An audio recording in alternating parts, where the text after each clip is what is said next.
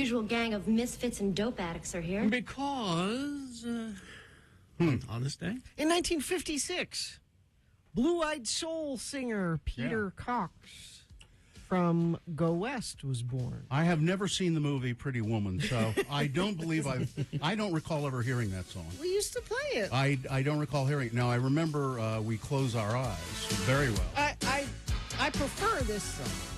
If I'm going to pick a Go West. I couldn't find it in time. That's all right. Inside, everyone hides one desire.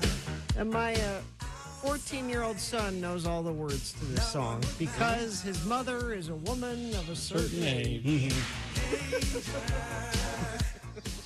He's just going to be so screwed up as he gets older. He surprises me all the time when he'll start singing along with stuff, and I'll be like, "How do you know that?" And he said, "Because I'm in the car with you play it. Why, Mother? I don't understand why you can't figure out why I know this." Mother. Really, Mother. Says Go West is still around doing stuff. Call me? Yes. Now, I don't know this one, but here we go. I don't know this one. This is One Way Street from the soundtrack of Rocky IV. Oh, really? All right. No. I don't know this one. I'm trying to picture what Sylvester Stallone would be doing to this song. Knitting. Is this the one with the robot? Rocky IV? Does he box a robot? Rocky IV? He has a robot. Or what's his name has a robot? His brother-in-law. His brother-in-law. Paulie has a robot. I didn't see it. I gave up after 3. Paulie has a robot because they're rich and everything. Yeah. Or was it in 3? I can't remember. But they did a director's recut of Rocky IV. Mm-hmm. And Stallone said, I want to remove the robot. I hate the robot. Take the robot out. And everyone went, no, you got to leave the robot. It's a symbol for your wasted money and your stupid wealth. It says here Go West did a cover of The Killers' Human. Really? Yeah. Well, yeah, they did. I think it might be a live version, but...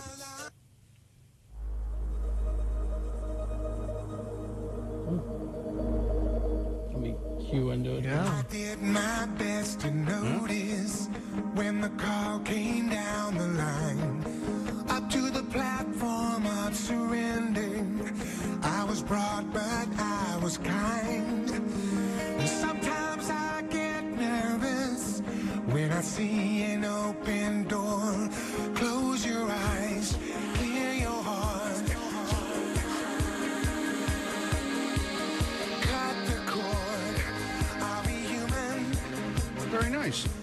Or are we dancing? okay. My sign is He's got a really distinctive, nice voice. So there you go. I guess they're still out doing stuff. Look at him go. Yep. Should have been. I think they should have been more popular. Probably. I think they were in the UK. Because Yeah, this could be so it's so mainstream sounding. Well, there were other on this days. But Yeah. Once upon a time, there was a little black girl Mm-hmm. in the Brewster Projects Right. of Detroit, Michigan. Tell us about it. At 15, she was spotted by an Ebony Fashion Fair talent scout, and her modeling career took off. you better work. It was discussed. it was discussed. 1960. Jeez. RuPaul was born. Really? He was born in 1960. Did you think older or younger? You're older. Really? Yeah. So did I. Because he's been with us for so long. He's been a presence. Yes. 62.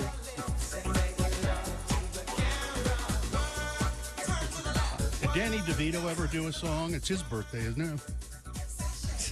Did he ever sing anything? I'd like to hear Danny DeVito sing something. See, Let me see. probably not. I can't imagine I what can't that either. would be.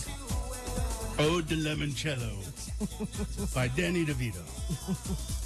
He did, actually. Oh, he What? did? What? Oh, no. Well, remember, he was a voice in a Disney cartoon. Yeah. He was in Hercules. You wanna be a hero, kid? Well, Oh, yeah. whoop-de-doo.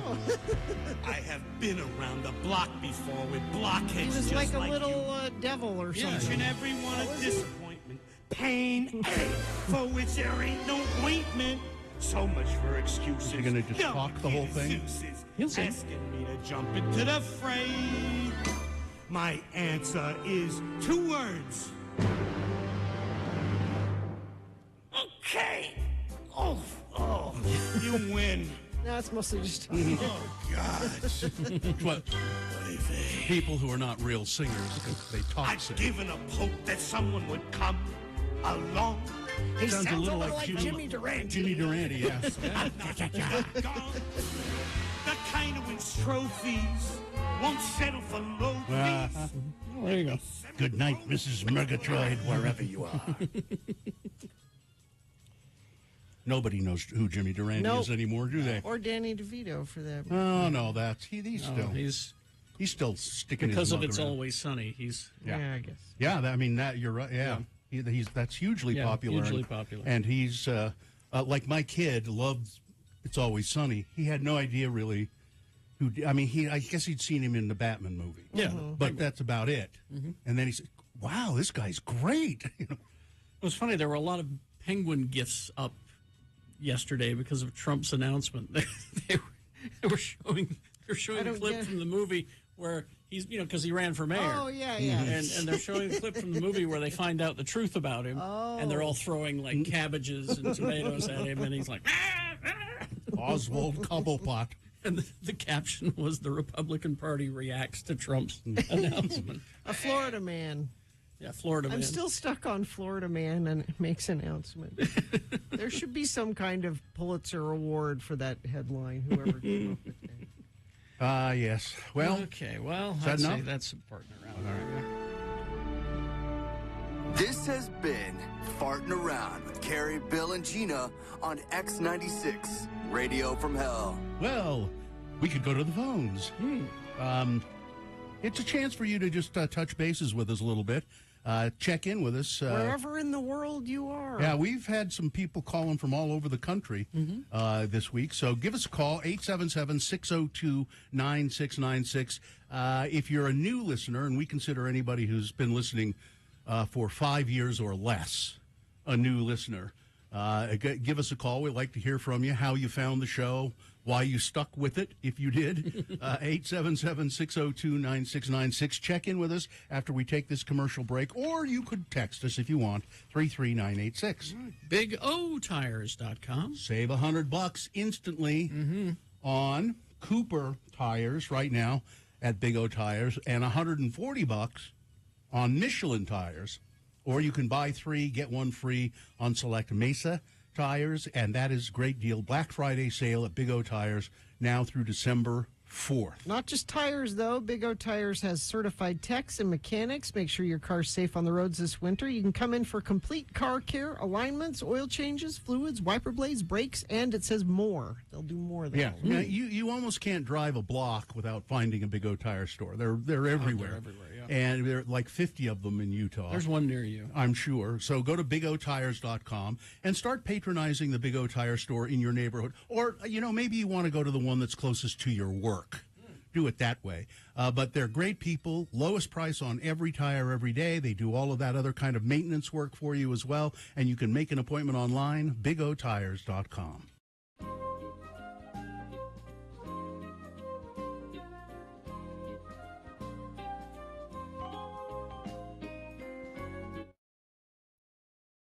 Spirits.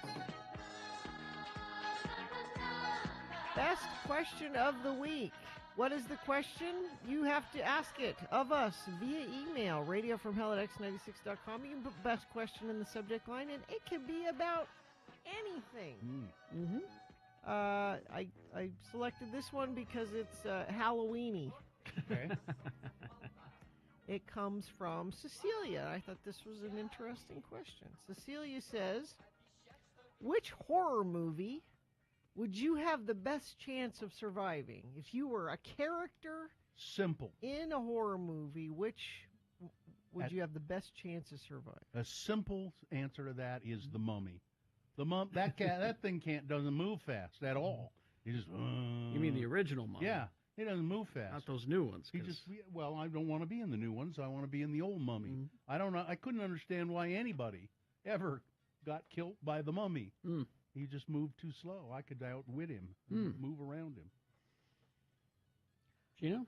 I can think of a lot of them, actually. Yeah, me too. Because if I just follow my remain seated mantra, Yeah, don't go in the basement. I'm not going to go in the woods. Don't go into that closet. Yeah, exactly. I'm not going to have sex with people I'm not supposed to when I'm not supposed to. Now that you're saying that, I've been in horror movies. Yeah. I'm not going to go camping in a scary place. Yeah. My answer is The Exorcist because the devil isn't real. Okay, well, there you go. There you go. There you go. Favorite Halloween costume you ever had when you were Favorite a kid? Halloween costume I Yeah. ever had? When I was a kid. Or whatever. Oh, okay, Favorite, all right. favorite Halloween costume. I don't have one. I never liked doing it. I was Beetlejuice one year, and I was real happy with that. Mom helped me make that costume. Your Ghostbusters My costume was Ghostbusters good. costume was good, too. I took the Kenner toy for the backpack and painted it black and made it light up. It was too small, but it worked. You and I appeared together somewhere.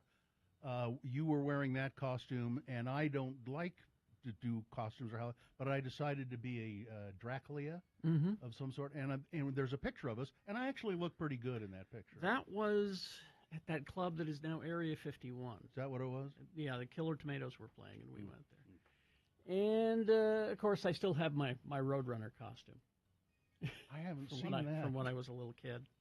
It's Like the plastic. It's the Collegeville, Yeah. Meep, meep. Yeah. Did you do that? Did you go around? Well, Did you meet me? I meeped. I wasn't a very fast kid. Yeah, no, I have none. No costume. Not. Ever? Now that's not true. You had a costume that you loved the costume, Well, I peed on it. but that's the separate And it story. ruined it. But you loved the costume. Yeah, until I peed on it. And I had a devil costume when I was a little kid that I just did not appreciate. It was a didn't good appreciate it. It was a good costume, and I Tail didn't. and all of that? Yeah, tail, the horns, the whole Yeah. thing, and I didn't appreciate it at the time. And then I got older, and I went, I wish I had that costume. There was a period of time where my mom always made me be a princess because it just meant getting a new nightgown, and then she'd There you go. make the wand with aluminum foil. You know, you just make a Yeah. You could just go in your nightgown and Yeah. say, I'm Wendy from Peter Pan. Yeah. You know? Oh look, you get a new nightgown. Now I thought of another one. I was very successful with one costume. I went in drag. You know, I did full makeup and a bra and I think I had a fur stole and all of that, and it was very successful. But when I saw the picture of it, I went, I look exactly like my mother. I can't. That's terrible. So Tyler's reminding me a few years ago. A listener made a Lando Calrissian cape for me. Oh, It looked exactly like nice. Billy D's from Empire, and so I did the whole Lando costume with the black mustache, but I was still white, so I wasn't Lando. I was Blando Calrissian. that makes sense. Yeah, Blando. Blando Calrissian. Are those the only questions? Let's see. How about what childhood fear have you not yet overcame? It's not a childhood fear; it's a very real fear: drowning. All right. Oh, I have that same one. I really am. I've learned to sort of handle it, but I'm afraid of the dark. You are afraid Yeah. of the dark? Yeah, I am. It's difficult for me to sleep in a totally dark room. Really? With the Wow. doors closed. I'm afraid of the dark because Ah. you don't know what's in there. Well, and I'm afraid of the wind because it masks other sounds. I like can't- the wind. It's you exciting. can't hear, like, if somebody's Sure. sneaking up on you. You can't hear that jaunty whistle as they stroll towards you with a knife. All right, there you go. Yeah. A stabbing too. of Oh, course. and stabbing. You're afraid of. Yeah, I'm afraid of stabbing. If you have a question for us about anything, personal stuff, you have relationship troubles you need help with, anything. Best question of the week, Radio from Hell at x96.com. Just put best question in the subject line.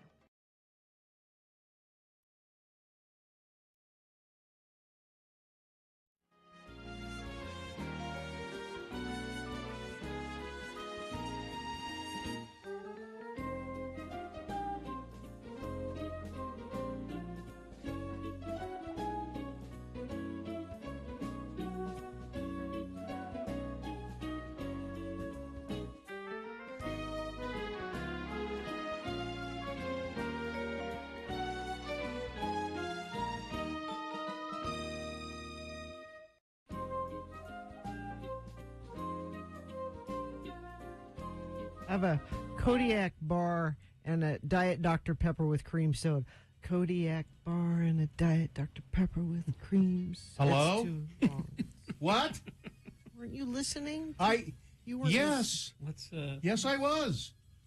Let's get this over with. Jeez, no kidding. Let's sooner the better. All right, Gina, do we have a sponsor? Yeah. Advantage U Signature PPO is a Medicare Advantage plan created in Utah with access to a huge network of doctors and hospitals, including University of Utah Health, Steward, and Mountain Star, Intermountain Healthcare. To see if Advantage U is right for you, visit AdvantageUMedicare.com. I mean, I do appreciate your being willing to put yourself out on a limb like that, but yes, okay. Let's see. The sun will rise today at 7:16 a.m. and set at 5:10 p.m., and our good friend the moon is still waning away. It is now 40.6% of full. The moon will set today at 2:16 p.m., today being Thursday. It's the 17th day of November in the year of our Lord Jesus Christ, 2022, and this is the No, Bill is Not Related to Danny DeVito edition of the Radio from Hell show. The show that promises you false and misleading claims about a variety of topics, starring Kerry Jackson, the Lord of Morning Radio. Bill Allred, yes, also a Lord of Morning Radio. Gina Barberi, I don't care what anyone says, also a Lord of Morning Radio. Not a lady. I don't know why people do that. I think they're referring to maybe Katie and Cameron Diaz. And Katie, for short, is our producer. Cameron Diaz is a helper, and Dawson is a helper. And thanks for doing that. It's National Testosterone Awareness Day. Oh. Yeah. So feel alive with testosterone. National Unfriend Day. Oh, good. It's Take a Hike Day. And like telling people to take a hike or just going on a hike? I think it's going on a hike. Yeah. And thank God we didn't do on this day. It's Gordon Lightfoot's birthday. Oh, it was discussed. Yes, it was discussed. Although not discussed very seriously. The winds of November. Maybe Frank come Chris early. will be. Oh, Frank and Gordon have had They've got a deal. They got a relationship. Oh, okay. It's a thing. All right. Shall we go to check-ins now? Let's begin with Nick. Nick, hi. How are you? Where are you calling from? Lords of Morning Radio, this is Sleeper Agent Nicholas Davis, codename November Alpha Delta Niner Sixer, reporting, saying that I am in prime position right now to take out the competition. I have been working nonstop to climb the ranks of the promotions team for one of our sister stations, and I am in a prime position to take them off the air. All I need is the pass break. Nick, I've got news for you. They're no competition. But Nick's one button away from kicking them off the air. I don't think it doesn't make any difference whether they're on or off the air. Yeah. But I appreciate the fervor. Yeah. I kind of been working years at this, and now this has been your plan. This has been, and now you see all of that work for nothing. He's doing it for us. We sacrificed. Well, you remember back in 2018 when you guys were like, "Wouldn't it be funny if you climbed the ranks of one of the stations and took them off?" Tell you what, Nick. That was a joke. Do this. Do this. Crack the mic occasionally and whisper, "Poo poo pee pee." See you later, Nick. Just whisper it. Yeah, see ya. You got it. Poo All poo right. pee I'll see pee. you guys. Thanks, Nick. I'm excited to go to line 2. Jana. Jana from the ambulance. Jana, now you're not still in the ambulance, are you? Oh, no. No, lords and lady, I'm going to call you a lady because you are one. You've always I'll been take a lady to me. You She's can no call lady. me whatever you want, Jana. She's Are no you lady. are you still dehydrated, Jana? No, let this be a cautionary tale. It's winter, drink water. So we should back Doesn't up. matter. Yeah, if you didn't hear Jana when she called us Monday, Monday, I think. Tuesday. Tuesday. Yeah. Tuesday. Tell people quickly what happened, Jana. I got pulled over on I-15. Highway patrolman said we need to do a sobriety test. Mm-hmm. I said, I've never drank in my life. He kind of laughed at me, but I did it anyway. And then he called the paramedics and said, you're severely dehydrated, and they gave me a couple bags of fluid. So the makes you- highway patrolman could he somehow recognized that you were not drunk but dehydrated? That something was not right. You were unwell in some way. Well, I asked I Jana. lifted my eyes, smelled my breath, Uh-huh. and did the breathalyzer test, but I was shaking and dizzy and I quite see. faint. So And he drew that conclusion. he said he's seen it many times before. And So Jana called us from the back of the ambulance where she was receiving her IV fluids, and it was a chance for you to kind of rest, wasn't it? yeah, they said, "What are you listening to?" Because I was listening on my hearing aids, listening to the radio, and I told them, and I said, "Yeah, this is the only time I'm awake to do check-ins." And they said, "Well, why don't we?" So they called for me. Oh, Got Thank you. quite a kick out of that. that's great. So, Thank you, EMT Anyway, workers. Did the EMTs kind of know who we were and why you wanted oh, to do they it? did. Oh, that's great. Yeah. That's excellent, Yeah. Jana. In fact, they listened to it in the ambulance. It was pretty funny. That's great. Well, if any of those Nice EMTs, bonding moment. if any of those EMTs are listening this morning, thanks for taking care of Jana, and thanks for being friends of the program. We Yes. do appreciate it. Fluids, Jana. I Fluids. love you guys. Thanks, see. Jana. Bye-bye. Bye. I All was right. li- Have a great day. thanks. too. I was listening through my hearing aids. Funny. Ranger Kate. Hi, Kate. Good morning. Hello. I just have another on this day birthday. Okay. Oh, all right.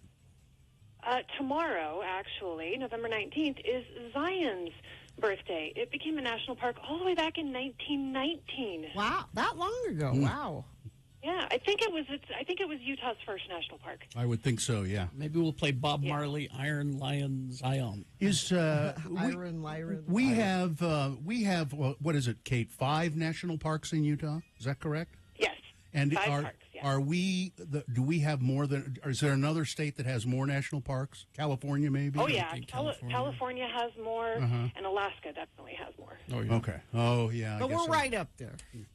We're right up there, yeah. We're I think top 10. California has 7, so we're right behind California. All right. Well, Ranger Kate, thanks for that information, and enjoy your. It's Thanksgiving. take a hike day. Oh, yeah. Yeah, take a hike. I know. I was so glad you pointed that out, that it was Take a Hike Day. Now I just have a legitimate reason, as always, to hike. Yes. Kate, why don't you take a hike? Thanks, All right. Kate. I'm going to take a hike. All right. See you later. Thank you. Let's see. Johnny B checking in, listening while getting ready to break out my bigger truck to go pick up a man lift. I only drive it when I need to. Oh, man lift. Man lift. He's got to lift a man. Yes, it's one of those thingies. He's got to get up on the It's so side you of put his building. sheetrock on. Yeah, he's building his house. Let's see. Perry City listener checking in, heading to my wife's second chemo session. Wish us luck. Good luck. Good luck. Tim the tree guy checking in. Today is Meg's birthday. Oh. Meg the manager. Happy birthday, Meg. She is now old enough to drink. Well, then we've seen her breaking the law. Yes. When will you be down in Spanish Fork for the road home? We'll Oh, talk about that yeah, coming yeah. up. Yeah. We're going to talk about that coming up. I'm Probably glad it's you're planning it already. Yes. That's nice. 7 or something like that. California has 9 parks. Alaska has 8. Oh. All right. Well, traffic, Gina, please. Let's see if we have anything happening this morning so far. Looks good. I'm on the UDOT website. I don't think I see anything of note there. Do you have anything of note? Let's see. Nope, but you can note things by texting us, 33986. Big O's Black Friday savings here. Save $140 instantly on Michelin tires now through December 4th. Big O Tires, the team you trust. All right. We will take a break. We will be back with not only big boy news, but geek news, all in the same break. So stand by for that. And then boner of the day, all that coming up. Salt Lake Film Society, slfs.org or slfstix.org. Yeah, that's where you buy tickets for the great movies at the Broadway now. You just do it all online, and it's very convenient. You can buy your concessions online, too. Yeah, just that's have what- it all purchased and ready to go. And they have the best concessions. So they just have a little, like if you have like 4 or 5 items, and they just have it all ready for you when you get to the theater. That's really convenient. Salt Lake Film Society, we're lucky to have them. Independent film. They also do programs for directors. They bring in speakers and all kinds of things related to film. So Salt Lake Film Society can use your support by buying tickets to the movies, but also there are levels of support you can do to donate to them, and you can find all of that at their website as well. So check them out. I think they've got some great movies all the time. slfs.org, Salt Lake Film Society.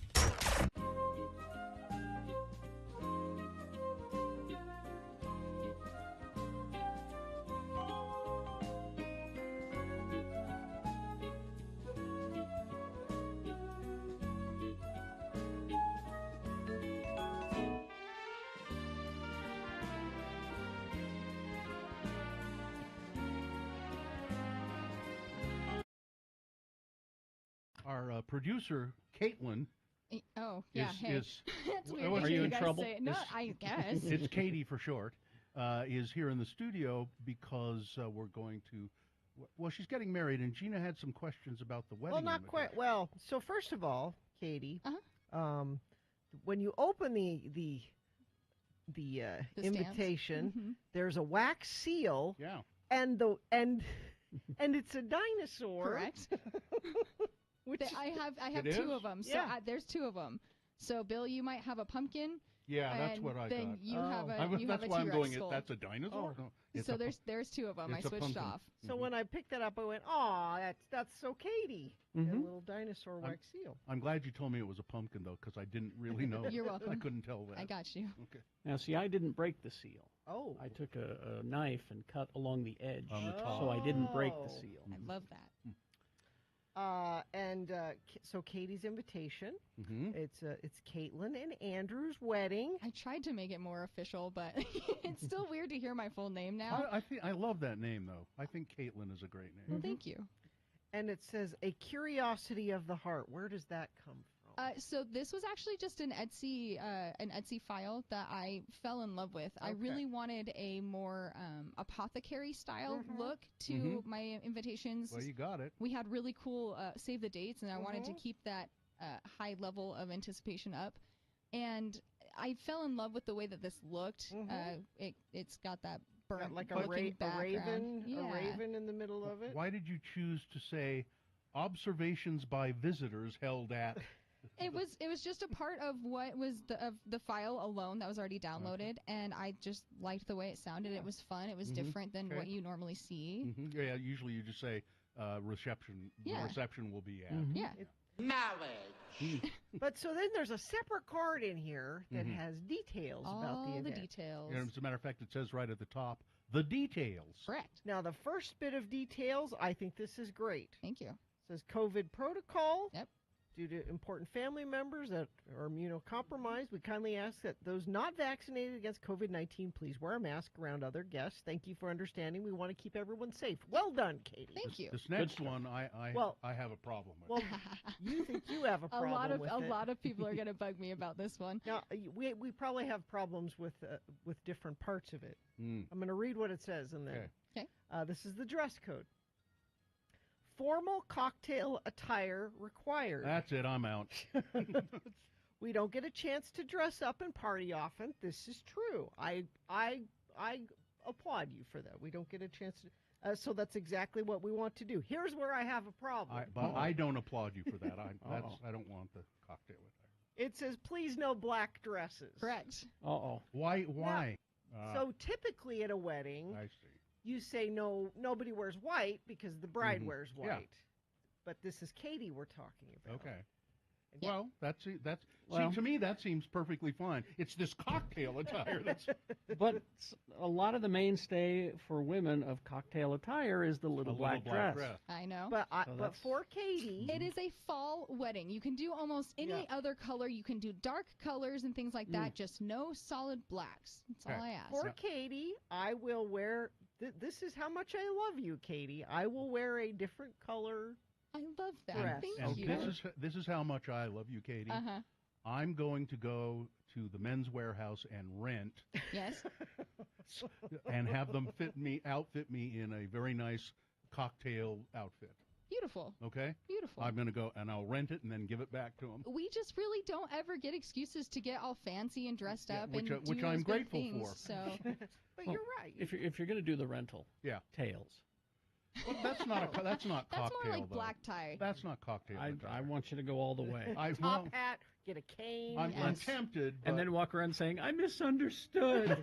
I'll have a monocle. Yes. Yeah, a monocle with a cane with a steel with a big steel knob on it. Okay, yeah, there you go. It'll make great photos.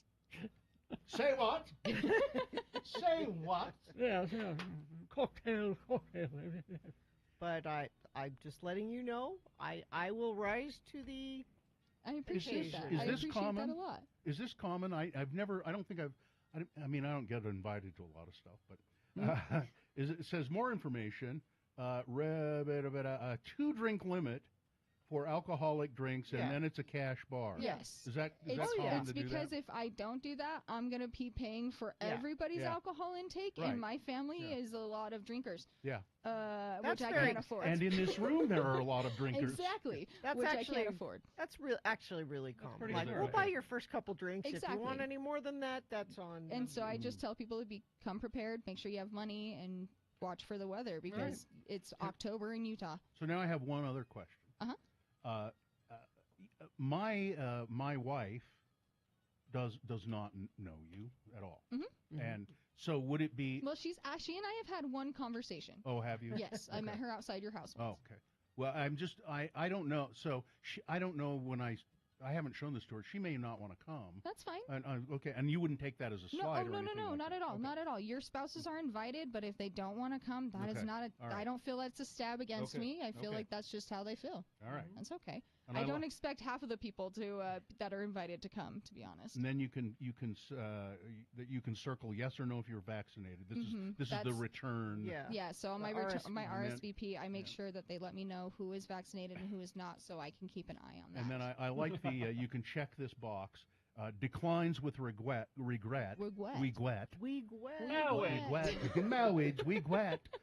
But I really like accepts with pleasure. Yes. Yeah. Accept that with pleasure, Bill, right now. Yeah. And don't hand it to her because there's a stamp on it. You go put that in the mail and let her get that in the mail. Yeah, I realized after I packaged fun your to stuff, get there were mail. stamps on there, and I was like, oh, I shouldn't have done that. Oh, well.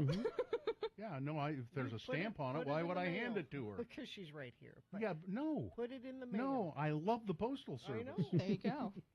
Well, it'll be an event. And it says parking is limited. How limited? So there's enough parking. It's just at Mill Creek Canyon, so it's very tight in itself. Okay. Should I ride my bike? I mean, that's a long ride up the canyon if you your want. tails might but get caught in your gears. Yeah, that's true. I'll pick you up, Bill. Okay. All right. How about that? Is it way out? Is it? You've never been? No, is it Log Haven? No. Okay. It's Mill Creek Inn. I not sure knew too many people that did weddings at Log Haven. I was like, I don't want that. I believe it's actually just before Log Haven. I think I know it. Yeah. I think years ago it was called something else, and I had dinner there one night.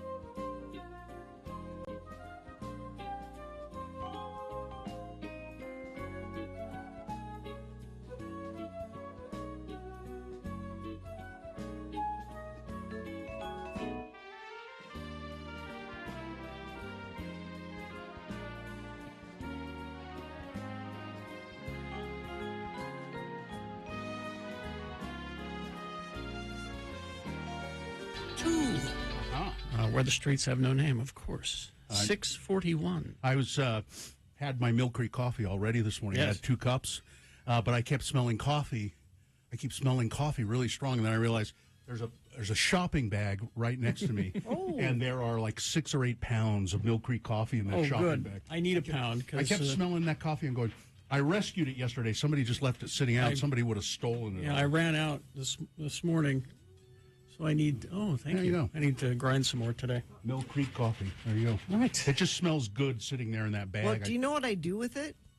I grind it up and drink it? Well, other than that. Oh, you put it in your car. Yeah. right? I'll just Keeps your car smelling. Mhm. Yeah.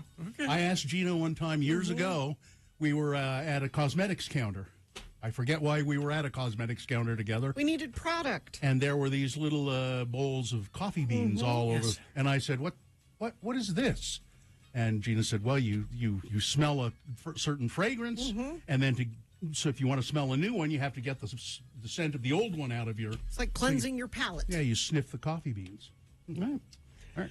Well, we got geek news coming up, but right now, big boy news and Opinnuendo, brought to you by... Cold, flu, and COVID season is here. Boost your immunity now with Prime IV Riverwoods. Get a hydration drip, vitamin C with zinc, and B12 drip for just $79 introductory offer. Call 385-383-6291. We're quite a number of weeks away, several weeks away from learning the 2023 Golden Globe nominees. I thought they were going to just stop doing the Golden Globes. I mean, because their reputation has just taken a huge hit. But one of the people who will probably be nominated for Best Actor is Brendan Fraser. And he's saying, if I'm nominated, I'm not going to the ceremony. Well, that's where the why? whole incident happened. Yeah, well, he's going to probably going to be nominated for Darren Aronofsky's The Whale. He told GQ on Wednesday that he won't attend the Golden Globes in January because I am not a hypocrite. I have more history with the Hollywood Foreign Press Association than I have respect for the Hollywood Foreign Press Association. I will not participate. For those who have not followed the former heartthrob's roller coaster career, it's obvious. It's because of the history that I have with them, he said. And my mother didn't raise a hypocrite. You can call me a lot of things, but not that. In 2018, Brendan Fraser made headlines in which he opened up for the first time about his ups and downs in Hollywood, including the toll that years of stunt work had taken on him and on his physical being. He also shared a disturbing allegation accusing Philip Burke, a former president and member of the Hollywood Foreign Press Association, the Golden Globes, of groping and assaulting him in 2003. Burke has denied the allegation. After that article came out, the Hollywood Foreign Press Association issued a statement saying, in part, we stand firmly against sexual harassment of the type of behavior and the type of behavior described in the article. Brendan Fraser says, it was concluded that Mr. Burke inappropriately touched Mr. Fraser, but the evidence supports that it was intended to be taken as a joke. Oh, so things are okay if you say that it was a joke? I was just joking when I grabbed your breast, Gina. I was just kidding around. Come on. And this is one of those things that Brendan, and this has happened to women, but there are men that have come forward too, saying, you wonder why Brendan Fraser disappeared? You know, he was in everything and then he was in nothing. Yeah. Part of it is because he said something, and the powers that be didn't like that. And there were people who were then afraid to hire him because they thought, well, maybe he does make allegations that of things. I don't know. Maybe we just That's better what not. happens to the women too. Bruce Springsteen has finally put an end to the debate about lyrics in his 1975 single Thunder Road. Springsteen's fans have been confused by the opening lyric on Thunder Road for quite some time, while many debating whether or not he sings Sways or Waves. Now, this is one of my favorite Bruce Springsteen songs, and I have always heard it as the screen door slams, Mary's dress waves as she dances across the floor. So here, you judge for yourself here what he says. It's a lovely lyric. The screen door slams, Mary's dress waves. It's Sways. Like a vision, she dances across the porch. I always heard it as waves, and The majority of people say they heard it as waves. Some sources suggested that Springsteen says sways, some say waves. Well, he was on the Tonight Show, and he addressed it. This record is almost 50 years old, he said. I was insane about every single detail that had anything to do with my music, my album cover. I went over everything with a fine-tooth comb so everything would be perfect and completely accurate. The lyrics to Thunder Road are in this album the correct lyrics. Then he went on to read the lyrics from the album, which reads Waves. Oh. On the lyrics that are included with the record. And then he said, but they printed it wrong. He said, what I'm singing is sways. Well, sways goes better because you just take the S from dress and Mary's dress waves. Or Mary's dress waves. Yeah, that works. I can see where it works. Fine. Anyway, it's a great song.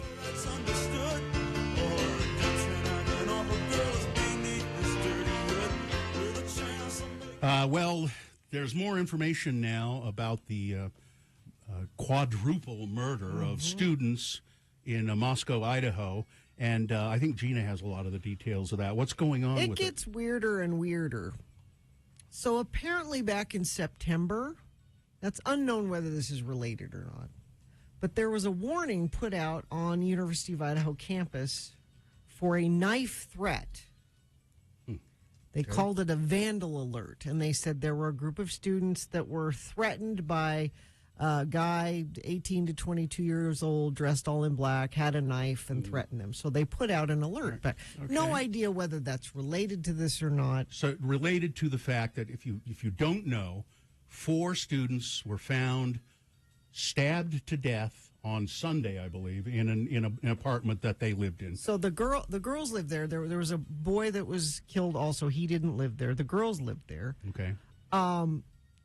Interesting new tidbits. There's a video that's come out of 2 of the girls not long before this supposedly happened. Not supposedly, it happened.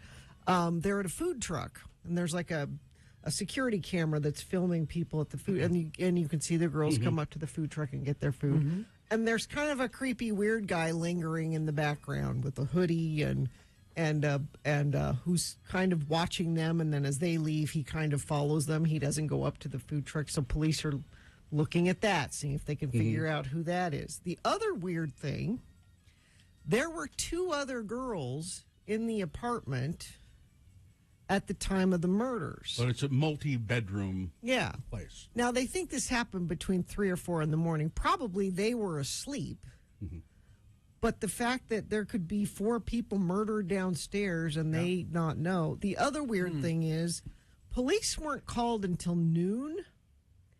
Now, the girls could have been sleeping in till noon and didn't notice it till then. But quite a bit of time passed between when the murders happened and when police were called. Now, initially they were telling students at the campus, this appears to be targeted.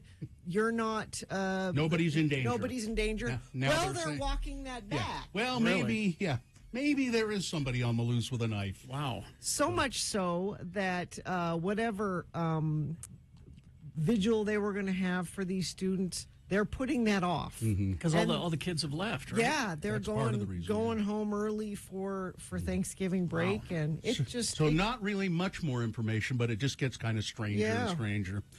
A bountiful man who killed his mother and stuffed her body into a freezer back in 2006 has been denied release from a state hospital.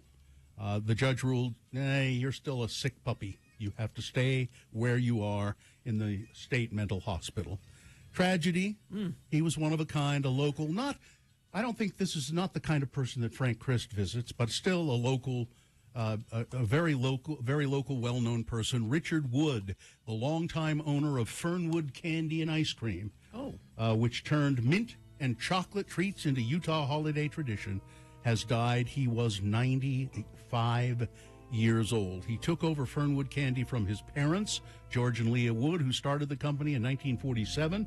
The name combined the family name with Fern Street near the Utah State Capitol, where the couple lived right after marrying, and their last name was Wood, so it was Fernwood Candy. Mitch McConnell voted against the marriage. He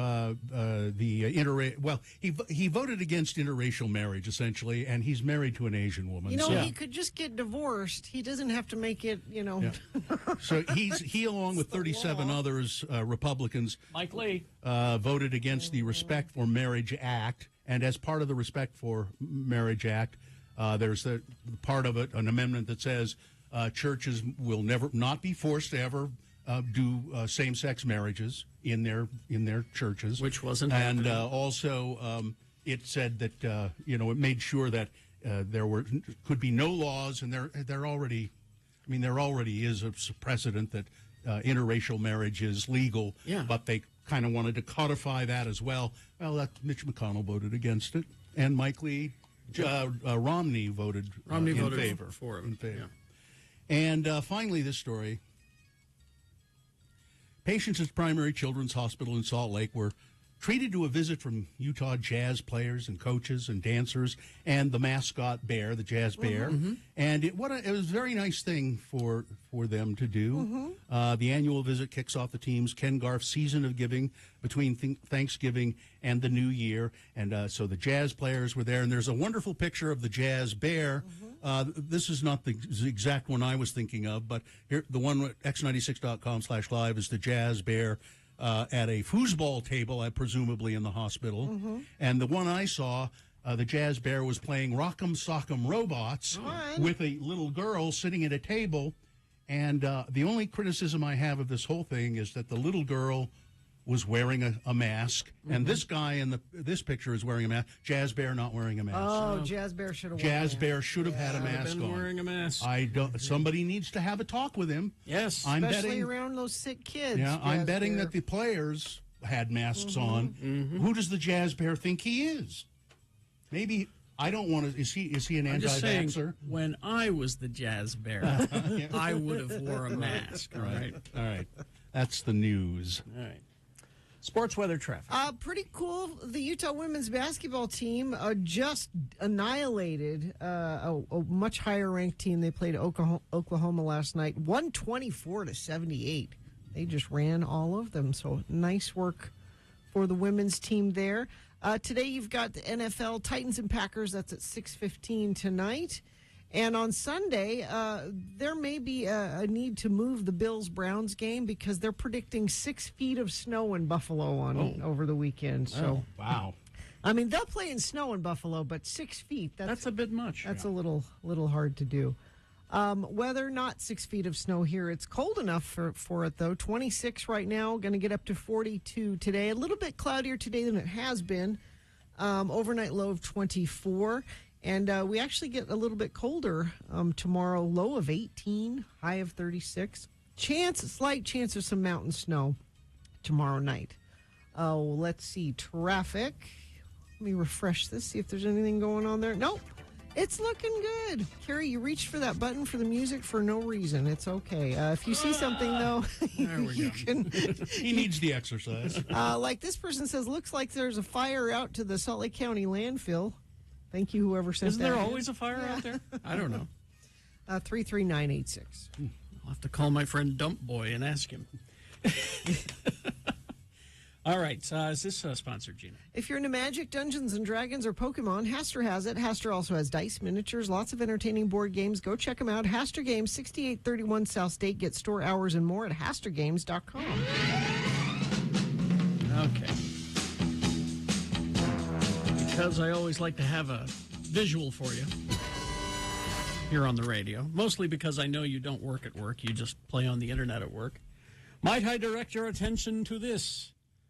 Willow, a movie beloved by... I like Willow. Some people. Yeah. I never saw it. Katie likes it. You like Willow? I never saw it. I didn't care for it. It was no Princess Bride. The fantasy stuff rarely did it for me, so I wasn't interested.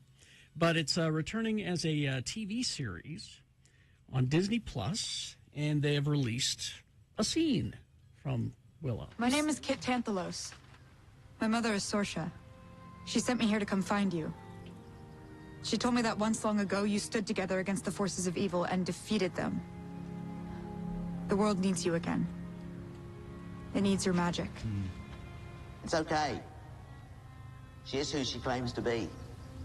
How do you know? I read her mind. He can't do that, by the way. Kidding. Had you though, didn't I? I didn't read your mind. It's just... you remind me of your mother. It's My so brother earnest. Eric was taken Yeah, by... I'm not digging on this at all. Your brother's alive. A prisoner of the Withered Crone, who dwells in immemorial There's a city withered that lies crone, beyond Bill. the shattered sea. Yeah, you'd never know it, by the way. And there's a withered crone. I'm sorry, did you say beyond the shattered sea? Okay. What? Princess, I've traveled all across the world and I've met some real magical Marvins, but I've never met anyone who crossed the shattered sea. That's where all the maps end. And that's where we must go. Beyond the edge of our world. Into the unknown. There you go. So if you're a fan of Willow, it's a new 8-part series, and it returns November 30th to your Disney Plus. 8-part series. Most of the original cast is back. Not Val Kilmer. Not Val Kilmer. Well, not yet, anyway. They'll figure that out. Also Disney Plus related. Now, I've been telling you to be watching Andor. Right. You have. The Star Wars, the grown-up Star Wars show. I've never read anything bad about it. It's all good reviews. And most people that have watched it say that it's the best Star Wars anything since the first season of The Mandalorian, even. Well, ABC, Disney, they're like, damn it, people need to see this. Okay, all right. So we're putting it on. We're going to put the first 2 episodes of Andor available on regular TV. Oh, wow. So it'll be ABC November 23rd. It'll be on FX November 24th. And on Freeform November 25th. That's a good idea. They think this is good enough that you'll watch that and go, all right, I'll pay for Disney Plus. That's what they're thinking. Also on Hulu, November 23rd through December 7th. It's a good idea. They are so proud of this show, and they should be, because it's so good. Is it that they're so proud of the show, or they're just afraid it's going down in flames? No, they're just like, not enough people are seeing this. Yeah. It's really, we've done a good job, you all. So they're putting it out there for you to watch for free, the first 2 episodes anyway. And I think you'll get hooked on at that point. Good news for us fans of the movie Alien. Yes. We got Ridley Scott is producing. Okay. He's making a new one. Well, he's just producing it. Fede Alvarez is the director. He's also the writer. And they have cast Kaylee Spaney, who was in Mayor of Easttown on HBO. They have not said what the plot is. They have not said who she is playing. But I'm looking at her. Got to be Ripley's daughter. Just got to be. Oh, okay. That's all I can say. It's got to be Ripley's daughter. And finally this, Resident Alien with Alan Tudyk, which is a delightful little show. Deadline reports that Sci-Fi has cut the 3rd season of Resident Alien down to a mere 8 episodes because you're not watching hard enough. All right? All So your fix fault. your life. Save the show. I stopped watching hard. Traffic, Gina. A kiddie pool in the middle of Harrison Boulevard in Ogden near Ogden High, somebody says. Well, it's too cold for those That's what kids I to was be going to say. I out don't know there. what's going on. Thank you for letting us know that at 33986. Help combat theft. Jiffy Lube Utah is offering a free service to have your vehicle's VIN engraved into the catalytic converter and striped with fluorescent paint. Thank you very much. We will take a break. We'll be back. Boner of the day coming up. All that and more. Stand by.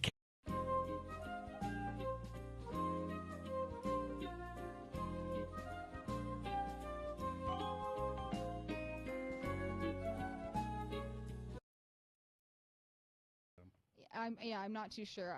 I knew I went to an old family friend's wedding there once, but yeah, I think it's just before Log Haven up the canyon. All right. Well, and I hope we're not giving too much information. I don't want people crashing this thing now. I dare them to try, and you're paying for yourself if you do. Yeah, nobody. Don't mess with Katie. I'll fight you.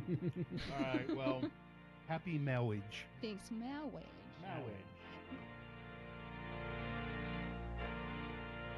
This will not be played at the wedding. I haven't. This I will tried to not be find played. the most old-fashioned one that I could find. I haven't looked at the registry. I'm interested to see what kinds of things that you're. There's a cash fund for our house/dream couch. Perfect.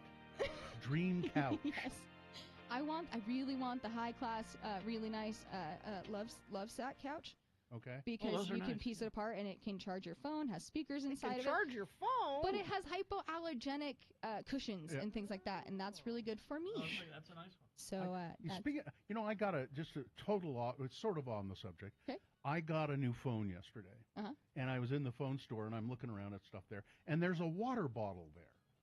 And it's a water bottle which will also charge your phone, which I thought, that's weird. But handy. Yeah, I guess it would always have water with you and always have a charge for your phone. Stay charged and hydrated. Yeah. Important. Thanks, guys. Thanks. All important things. Katie already has a DJ. Thank you. All right. People are offering their services. Yes.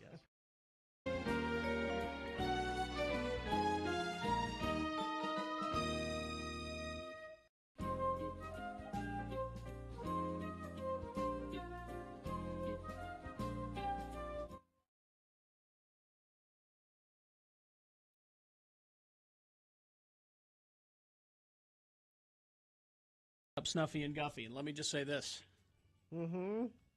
What has happened, we look at the camera, what has happened to Snuffy and Guffy is a tragedy, all right? They're still on, aren't it's they? It's a crime, what is happening. You know when they recast Bo and Luke Duke on the Dukes of Hazzard? Same thing. It's exactly that. It's exactly that. I actually heard one. Recently? Yes. Yeah. Oh, they're still using it. They're still using the jingle, and and it's like imitations of our voices that we did. Yeah. It's a crime. You only would have heard it if you listened to the Cocteau Twins. It's a crime. What is happening with Snuffy and Guffy? Man. All right. Well, is it time to do the news? You can't do that. I was never clear which one I was. You were? You're Guffy. Guffy. Carrie, Bill, Snuffy, Guffy. It's easy to remember. So I was Guffy? Yeah. Okay. All right. It just never mattered. That's why I was unclear, because it didn't matter. There were no, they didn't have any clear character traits. They were just two hillbillies. All right, Big Boy News, and it's a tragedy. I'm telling you, it's a crime. What is Actually, happening? I guess they did have.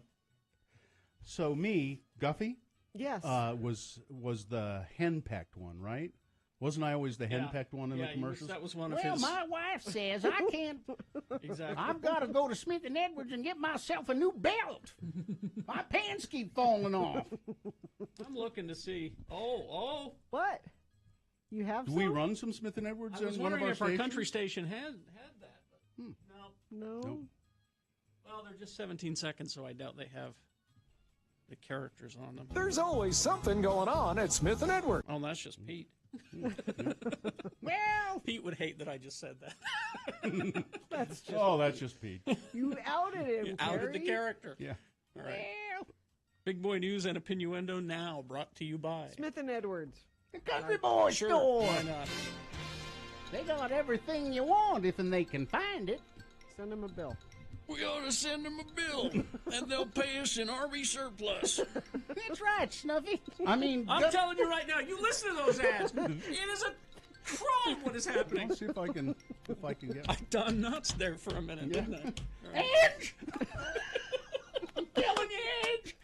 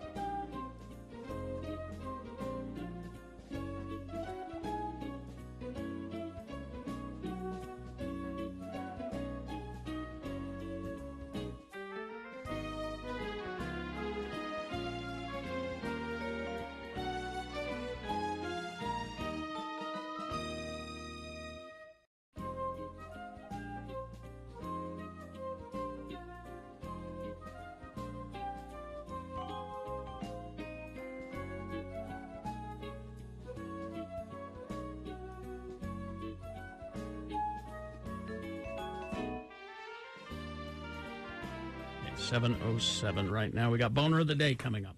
Had a meeting yesterday. Yes. After we got off the air with the people from the road home. It is that time of year again.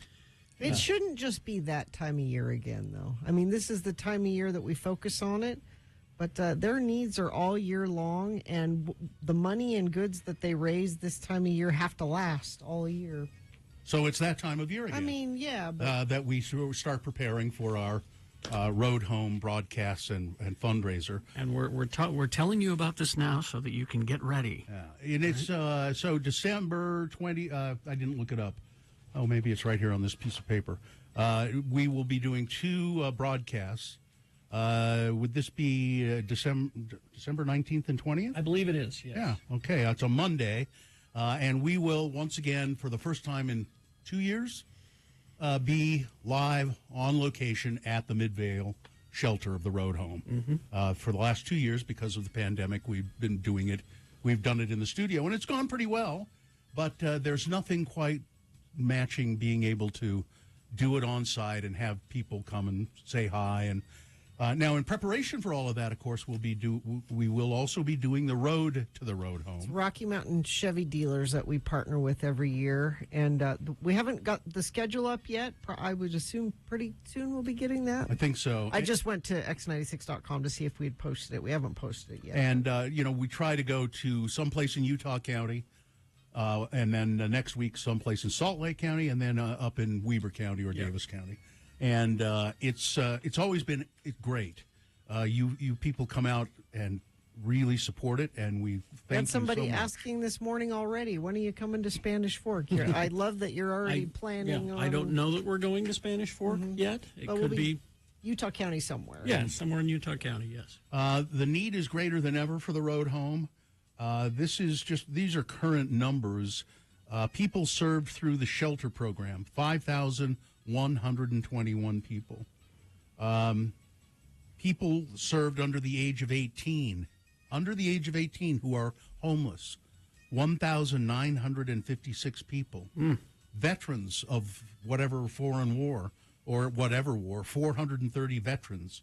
The road home helps about 2,250 people on their journey to a home. The solution to homelessness is you provide a home, and that's really their goal. Their goal is to put people into housing and into permanent housing, low income and affordable housing, and they do that very efficiently, and they're getting better at it all the time, but not without your help. And they wanted us to tell you that if you or someone you know is in need of shelter or assistance, they're not full right now. They have room for people. And even when they're quote unquote full, they'll never turn anybody away. They will find some place for you to have shelter. So just kind of be thinking about it. We will want your donations of goods, of course, of clothing and toys and coats, all of that socks, underwear, toiletry items, hats. But we really want your money too. Money is the thing. And I know money's tight for everybody, but it's funny. I just have the feeling our listeners are going to come through. They do every time. Whether the money is tight or not, they'll figure out a way to do it. So that's why we're reminding you early, so you can start thinking about where you can, cut back on a latte or something like that to give. When we ask you to coming up. And we'll have that set up to donate on our website eventually here. It's not right now, but eventually. And we'll have the list of the Rocky Mountain Chevy dealers where you can take your donations to as well. We'll have that for you coming up. This is just to remind you to get ready. Start thinking about how you can give or what you can give. If you got a Costco run coming up, yes. maybe pick up a few things now and set them aside. Extra bag of socks. The problem of homelessness is it manifests itself in different places, and I just had this story in the news today. They're going to lobby the legislature for help to provide for homeless kids through the schools. There are kids showing up to school that don't have any place to live, and they don't have any place to eat, and so they're setting up in a lot of schools along the Wasatch Front places that they can come. Like resource centers where there's you can do your laundry, you can take a shower, you can. There's a study space, dedicated study space for their. It says that homeless has a devastating impact on kids' progress in school. Unhoused children are more at risk of anxiety, health problems, hunger, inadequate sleep, and housing costs have gone through the roof.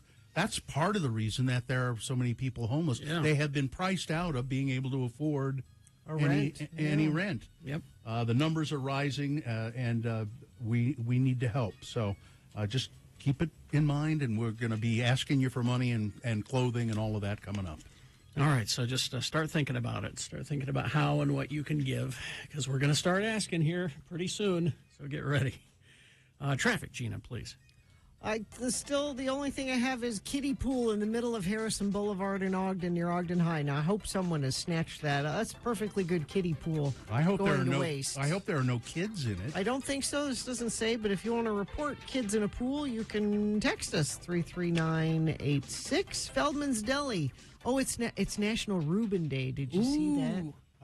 Maybe celebrate National Reuben Day by going to Feldman's Deli, Utah's authentic Jewish deli. Expanded hours, now open Tuesday through Saturday, 8 a.m. to 8:30 p.m. Breakfast till 10:30, lunch, dinner, live music Fridays and Saturdays. More information at feldmansdeli.com.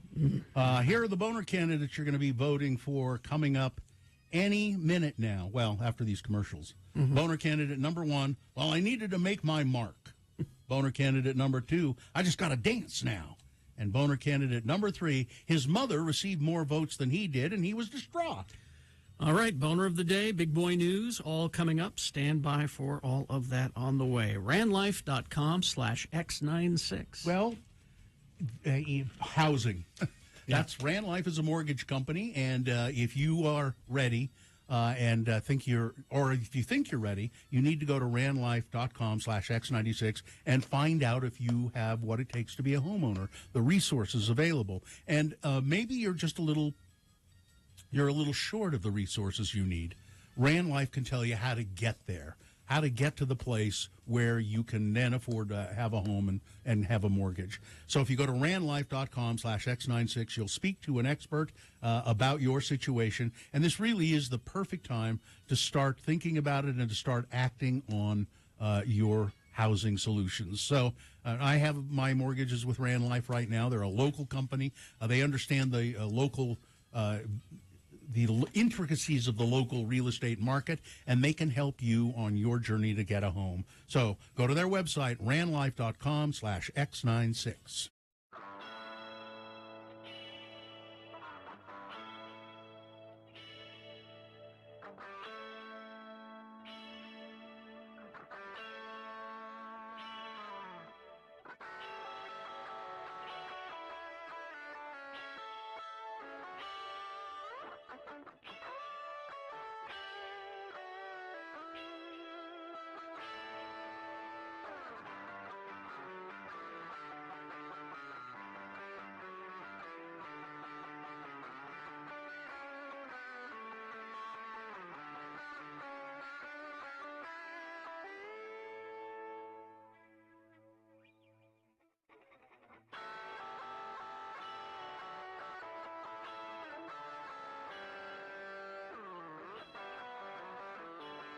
Is it chilly weather yet?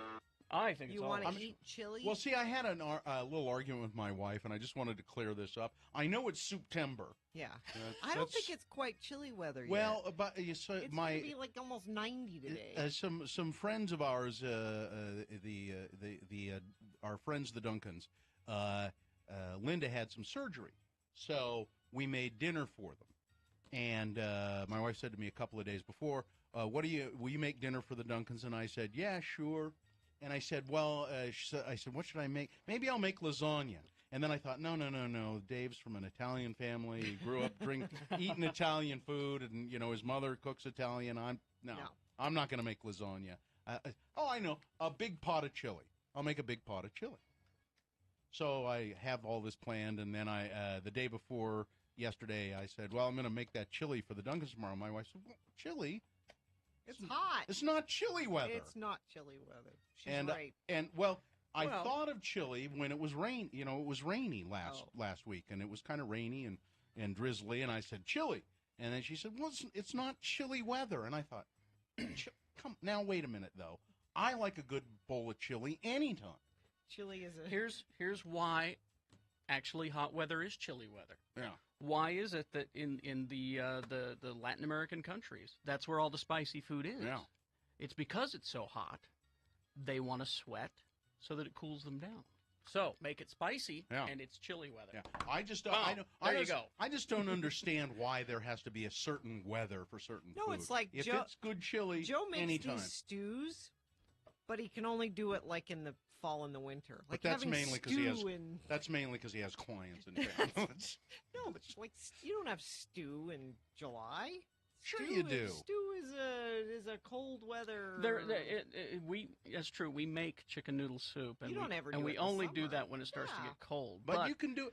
But I think that you could, and again with the spicy, that's what I think. Well, that's fine. You guys go ahead. You guys go ahead and pigeonhole yourselves. I'm going to be the guy who has grilled cheese and tomato soup any day of the week. When it's 100 degrees No, I outside. had Grilled that a few cheese weeks and- ago. I had that a few weeks ago because we had tomatoes from Dad's garden, and we had too many. So you made tomato soup? So Sue made tomato soup, and we had grilled cheese. By the way, you can always bring me more tomatoes. Oh, okay. Smoked Gouda, Yeah. grilled cheese. Yeah. Awesome. Gouda.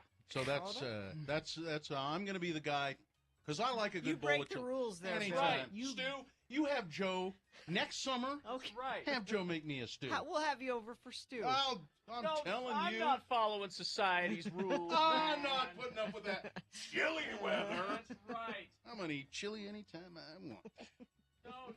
Don't try to tell me. Sometimes I felt a little tied down by a mortgage, kids. I felt tied down you're by. pushing back. That's it, Push baby. back. That's it. Take that. No more crap for me. I'm eating chili in the summer. Take that, society. In your face, man. Always being held down by the man. That's it. All right. Chili for me. That's right. Thank Don't you. chain Thank me you. down with your manners. Exactly.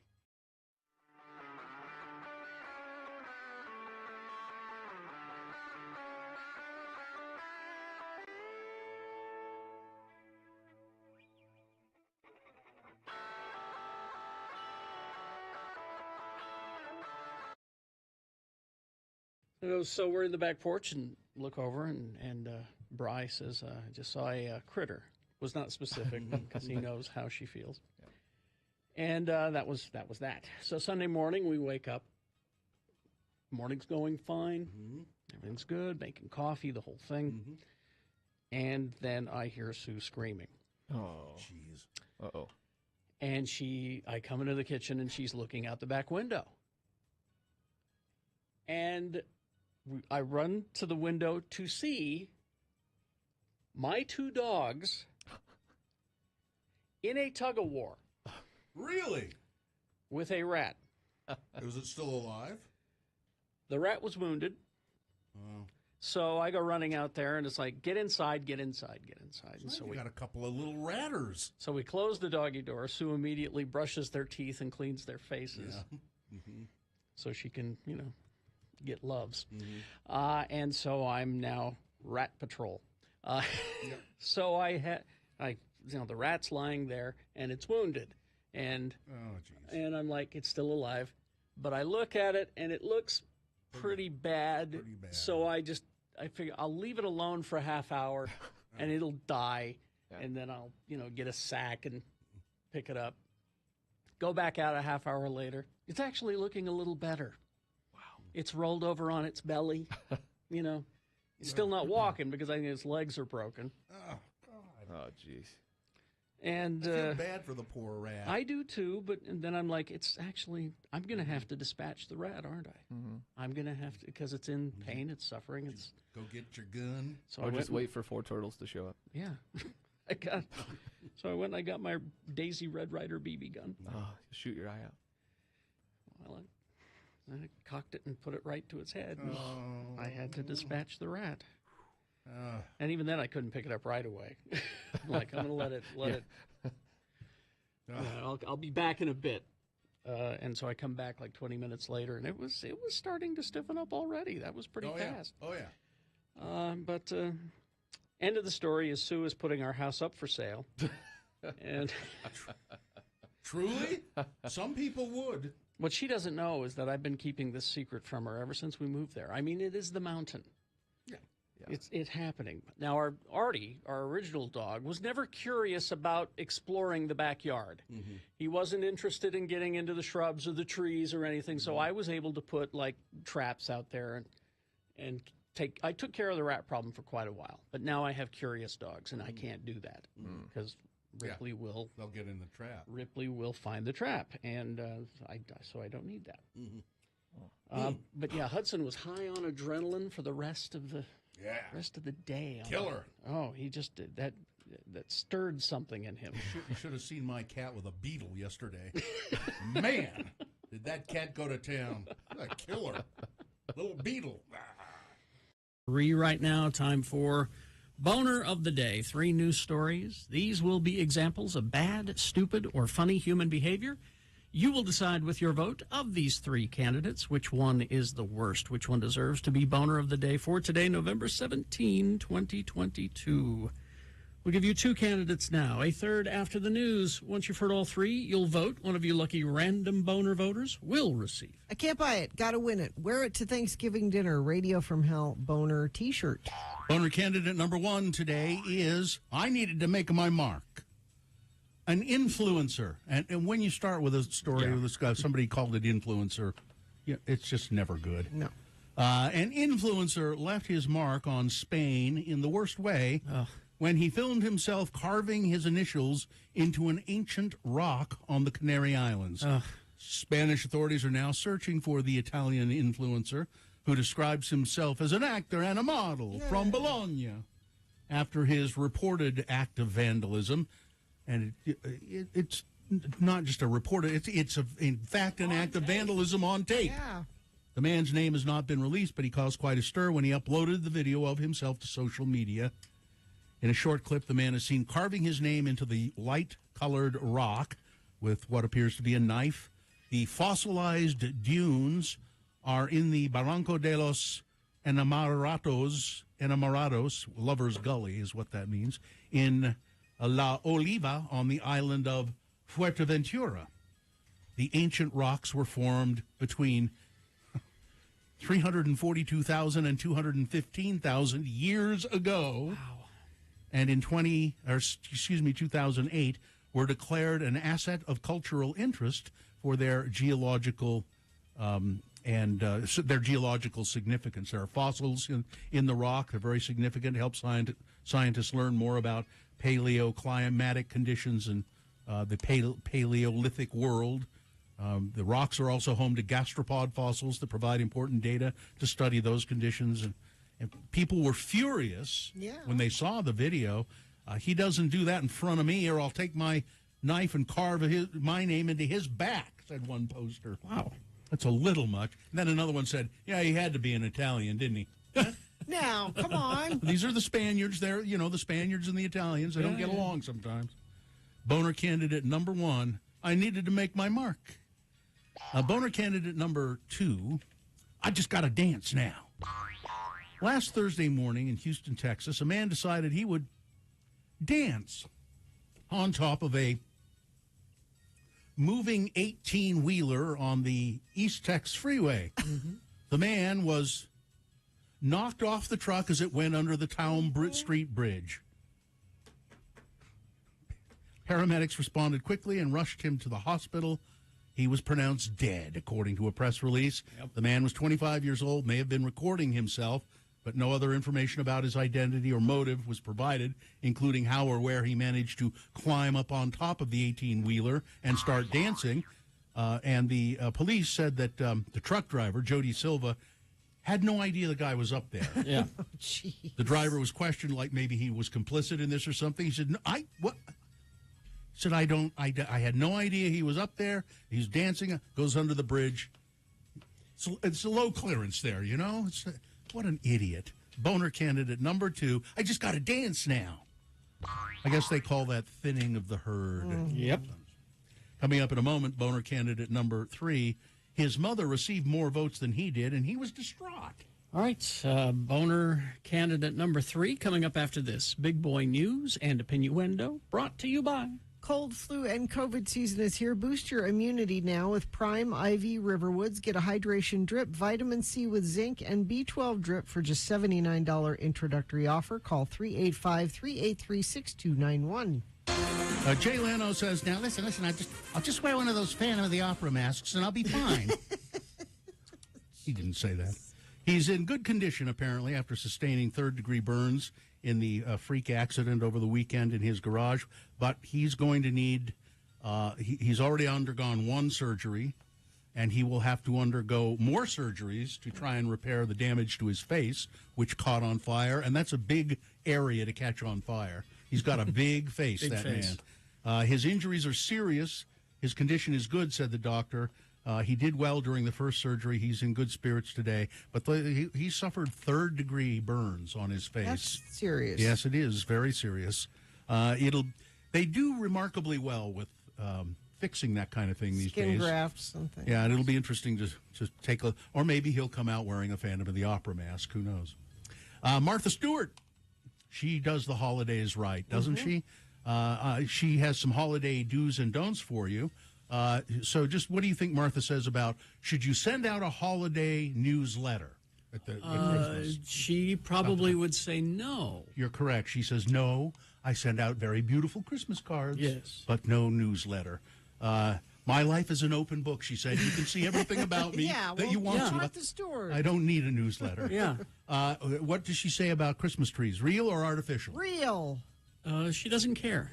I absolutely prefer artificial trees now. I don't want those needles all over my house. Exactly. Christmas tree lights, white or colored? White. Colored. White. I like them all white. I don't like the colored ones. I didn't realize I connected with Martha so much. I didn't know you did and either. I enjoy her Chardonnay. And should her Christmas tree decorations match? Yes. Should they be No.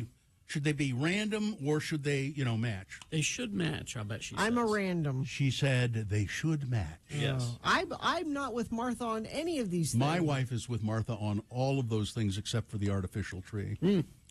So, Gina, I don't know if you know a lot about this, but the student accused of killing 3 at the University of Virginia. Yes. Football players. It was after a school field trip, apparently. Yep. He's been denied bail. Well, as he should. He killed people. According to witnesses, Christopher Darnell Jones shot one of the players while he was sleeping. I guess. But have they talked about a motive at all? So, he was a former football player. Oh, so he was a football He player. was. Okay. And, Not a successful one. And had been in trouble previously with having a gun he shouldn't have had. He's a troubled person. Oh, okay. it seems Yeah. like, yeah. He faces 3 charges of second-degree murder, 3 counts of using a handgun in the commission of a felony. I don't know why it's second-degree murder. It doesn't. It seems odd, doesn't it?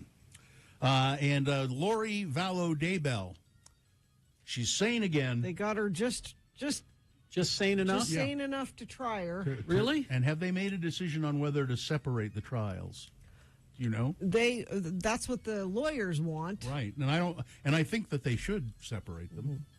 Chad Daybell. That's and, what you mean. Okay. Yeah. Chad They were Daybell won trial. They were going to try them together, Yeah. but seems to make more sense. Although, Well, because then they can go, no, he did it. No, she did it. I didn't. no, it's a cost saving thing. We want to do it all at the same time. And as a matter of fact, let's bring in a few other people that are being charged with capital crimes. Just put them all on trial. So I still no word on when this is going to grind on for years. I'm sure it is. But we still don't know what happened. Not really. Listen, No. Dateline still needs to get a couple more episodes out of it, and then you can convict them. Yeah, we don't. But we really don't know the details. We don't know who did what. I have my suspicions, and I'm sure Gina does as well. But nothing is. I don't know. I think the people, the authorities know, but they're not saying. And there's another case, Gina, that we're going to have you look into. All right.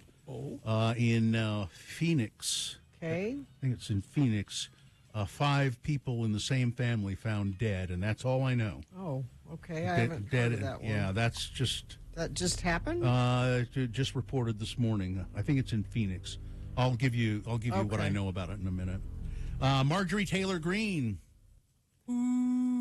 suggests that House Minority Leader Kevin McCarthy will name her to the Oversight Committee if he becomes Speaker.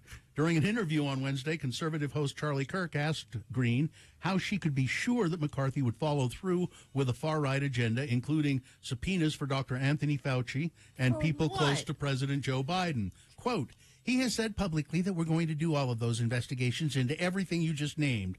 We are definitely doing these investigations, and he's allowing the chairman of the committees to run it. I'm very excited to serve on the Oversight Committee. That's the committee I've asked to serve on, Oversight. And that's the committee I've asked for, and nobody's told me no. I'm going to be pursuing many things, and I'm thrilled to be able to do that. So she's just essentially named herself to that committee. Yep. And Kevin McCarthy has said they're going to look into important things. Yeah. Hunter Biden. Us doing the people's work. A private citizen. Yeah, doing the people's work. The origins of COVID-19. Former Trump Organization financial chief Alan Weisselberg took the stand in Manhattan State Supreme Court on Tuesday in the company's criminal trial on tax fraud charges. He testified he received $1.76 million in untaxed, off-the-books perks from the Trump Organization, confirming several aspects of the district attorney's case against the former president's company. Prosecutors allege the Trump Organization was involved in an illicit compensation scheme that lined the pockets of executives like Weisselberg. He pleaded guilty to 15-count indictment in August. Weisselberg agreed to testify truthfully. He testified that Trump suggested in 2005 that he move into a luxury Riverside Drive apartment using company funds, and he even signed the lease for the property. Trump did. Yes. In addition to paying for Weisselberg's rent, the Trump Organization covered his utility and parking fees, according to the indictment. It's your understanding that this was all authorized by Mr. Trump, said District Attorney Susan Hofinger. Yes, that was my understanding, yes. He said it would help me to be able to spend more time at the office rather than sitting on a train for 3 hours back and forth and make my life easier. But it's not against the law for Trump to pay for his apartment. Why is it? This? Is if you do it off the books. It's all off the books. Yeah. Yeah, it's all money that was just not reported. Not taxed. Not reported. I see. Exactly. Some of us have horrible children. And just finally this quickly, it's time for holiday stunt foods. Oh, no. Spam. They're coming out with, apparently they released a pumpkin spice variety of Spam in 2019. Ooh, what do you even do with that? Eat it! The classic canned meat brand was more following the pack than going out on a limb because of the pumpkin spice. Well, they're going out on a limb. They're going to release Spam figgy pudding. Again, what you just eat? It could be good. Cook it because it's it's that meat product, and then it'll have little bits of spicy fruit in it. Be delicious, I think. I will give it a try. I will too, because I am a Spam supporter. Cinnamon, nutmeg, ginger, allspice, cloves. You fry it up. Yeah. Delicious. Over some rice. Savory, sweet, and comforting. Let's see how. I hope it's not one of those things. Limited edition, available. Well, it's available now while supplies last in 2 packs of 12-ounce cans. You have to buy it online at spam.com. Morning. Morning. What you got then? Well, there's egg and bacon, egg, sausage and bacon, egg and spam, egg, bacon and spam, egg, bacon, sausage and spam, spam, bacon, sausage and spam, spam, egg, spam, bacon and spam, spam, egg and spam, spam, baked beans, spam and spam. Oh, lobster thermidor, crevettes with Mornay sauce, garnished with truffle pate brandy and a fried egg on top and spam. Have you got anything without spam in it? Well, spam, egg, sausage and spam. There's not got much spam in it. I don't want any spam. Why can't you have egg, bacon, spam and sausage? That's got spam in it. Not as much as spam, egg, sausage and spam. Could I have egg, bacon, spam and sausage without the spam? What do you mean? I don't like spam. Spam. Lovely. Just lovely. Indeed. All right. That's it. Weather, traffic. It is chilly, 27 right now in downtown Salt Lake, and we'll get up to about 42 for a high with increasing clouds, mostly cloudy overnight tonight, low of 24. Even colder tomorrow, only going to get up to 36 for a high, and overnight low of 18. Very cold. Let's see, traffic. The kiddie pool in front of Ogden High is now on the sidewalk without kids. Wow. Construction sucks through there, though. And that's it. No accidents, no slowages, no anything. And maybe you're seeing kiddie pools or other things in the road. You can text us if you see something, 33986. Brought to you by UFirst Credit Union. UFirst Visa rates are low. There's no annual fee. Transfer your credit card balance to UFirst today. Get 3% cash back up to $1,000. Call 801-481-8800 or visit a UFirst branch to get started on getting your cash back today. Here's boner candidate number 3, and I would suggest you go to our website, x96.com/live, and get a load of the mugshot. The boner candidate is, his mother received more votes than he did, and he was distraught. This is the story of a failed Republican candidate for office who was busted on felony rape charges just a few days after losing his election to his mother. Wow. A South Dakota House candidate who lost his race appeared in court this week, Tuesday, on a charge of second-degree rape, according to KOTA. Bud Marty May faces 50 years in prison over the Class 1 felony charge. According to the victim, Mr. May forced himself on her in a bathroom stall at a bar, telling her, "I am 6'8", white, and it's all consensual." Wow. Mr. May then fled the scene, but was later detained by police. The Republican candidate initially denied involvement, but then claimed, "Well, I just hugged her." As KOTA points out, Mr. May ran for one of the 2 South Dakota House seats in District 27, which includes Bennett, Jackson, Ogallala, Lakota, and Pennington counties. The seats were won by Perry Poirier with 29% of the vote. Mr. May's mother, Elizabeth May, a Republican candidate, got 26.7% of the vote. Mr. May came in a very, very distant third in the voting. Boner candidate number 3, his mother received more votes than he did, and he was distraught. All right, boner candidate number 3. Let's review the first 2 and vote. Boner candidate number 1 is, I needed to make my mark. An influencer, as they call them, a guy from Italy, left his mark in Spain in the worst way when he carved his initials into an ancient rock on the Canary Islands. Boner candidate number 2, I just got to dance now. A man in Houston decided he would dance on top of a moving 18-wheeler truck that was driving down the freeway, but then when they come to the bridge, he got knocked off. Yeah, he got knocked off. Wile E. Coyote style. Yeah, he didn't make it. And boner candidate number 3, his mother received more votes than he did, and he was distraught. All right, you've got to decide now. Of these 3 boner candidates, which one is the worst? Which one deserves to be boner of the day for today, November 17, 2022? 1, 2, or 3, remember your candidate number, the one that you think should win. Put that single digit in the message of a text. And text that to 33986. Pretty easy. Computer counts it for us. Or you can call Katie in the producer's booth. She will take your live voice vote at 877-602-9696. Or you can go online, x96.com. Just look for the box that says Boner of the Day, November 17, 2022, and vote there. Click and vote. If you don't see that box when you get there, refresh your internet browser. It should appear. Click and vote. Easy. You've only got 4 minutes, though, so let's go. This is Boner of the Day.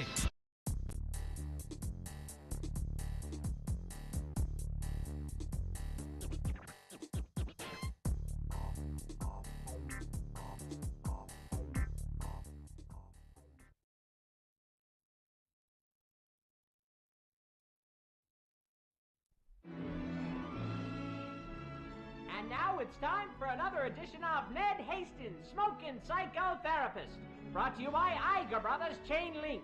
Whatever your chain link need, be it fences, neck ornaments, or medieval armor, call Iger Brothers. We've been linking you up with the finest chain link products for over 30 years. And now Ned Hastings, smoking psychotherapist. Ladies and gentlemen, order. Order, please. It's time to get this committee meeting underway. The Utah State Legislature has impaneled this panel to look into Utah's new law prohibiting cigarette smoking in all public places. We'll be hearing from a series of expert witnesses today. The first person to testify is a psychotherapist named Ned Hastings. Sergeant at Arms, could you call Mr. Hastings to the committee room, please? Mr. Hastings, Ned Hastings, please come into the committee room. Mr. Hastings, thank you for being with us today. May I say that there's an unusual contraption that you're wearing. It looks like, well, it looks like a spacesuit. Close, but no cigarette, Mr. Chairman. It works on the same principle as a spacesuit, and it was developed by NASA. But this is my patented Ned Hastings smoke suit. The backpack portion recycles fine, rich Turkish tobacco instead of fresh air. The bubble headgear captures every bit of smoke. None escapes into the outer atmosphere, thereby allowing me to roam freely through Utah's smoke-free environment. Well, I'm not sure that this is allowable. You may be breaking a Utah law. Oh, but I'm willing to take that risk for the sake of sweet, sweet tobacco. Mr. Hastings, I'm having a hard time seeing your face through the bubble. Oh, yes. I'm still working on a system to clear the tar and nicotine resins from the inner surface. I have a devil of a time behind the wheel of my sporty car. Oh, yes. Mr. Hastings, you've been called before this panel as an expert witness. You are a psychotherapist, are you not? I am. And what is your expert view of the new Utah Clean Air Act? I feel that it is an abomination before God and man. Not only does the law discourage people from finding good mental health by becoming new smokers, it is causing those existing smokers who have achieved some measure of mental stability to become unhinged. If this law stays in effect, I am anticipating a rash of crimes the like of which you little people have never... My God, his suit's sprung a leak! Filthy tobacco smoke is leaking into the hollow chamber. Evacuate this building immediately! Oh, no. If tobacco smoke is leaking out, that means that fresh air is getting in. Must reach the cigarettes in car. Holy shit! Will Ned make it to his cigarettes in time? Join us next as Iger Brothers Chain Link presents another in the continuing adventures of Ned Hastings, smoking psychotherapist.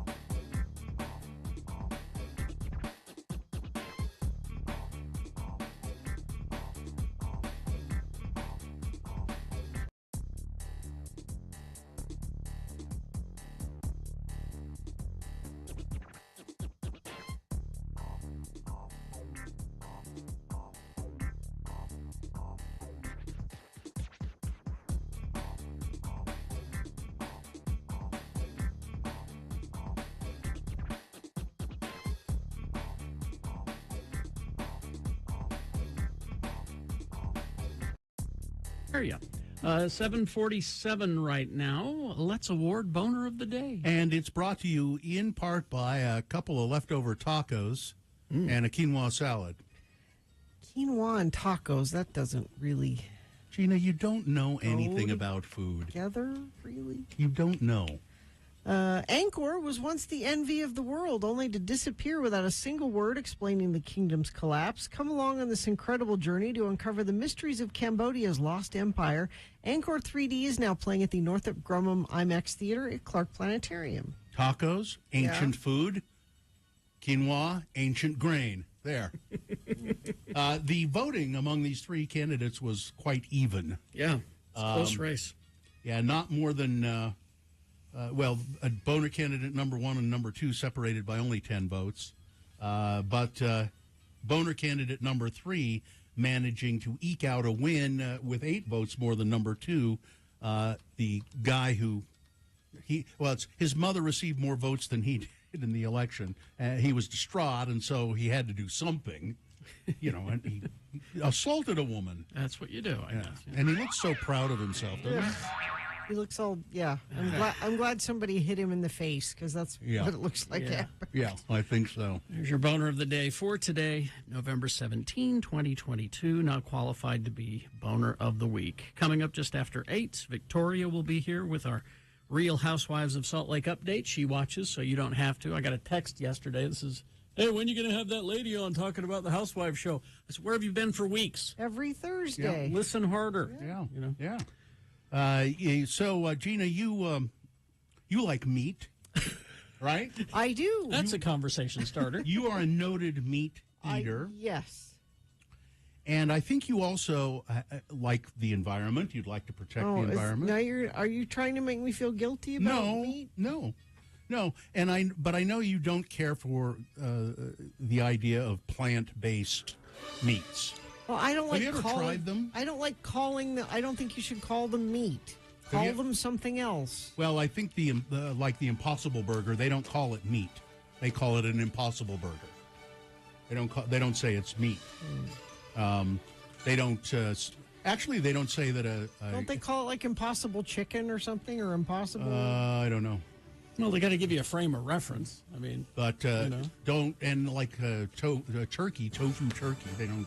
They just call it tofurkey. Thank you, Carrie. By the way, it's meat. It's what's for dinner.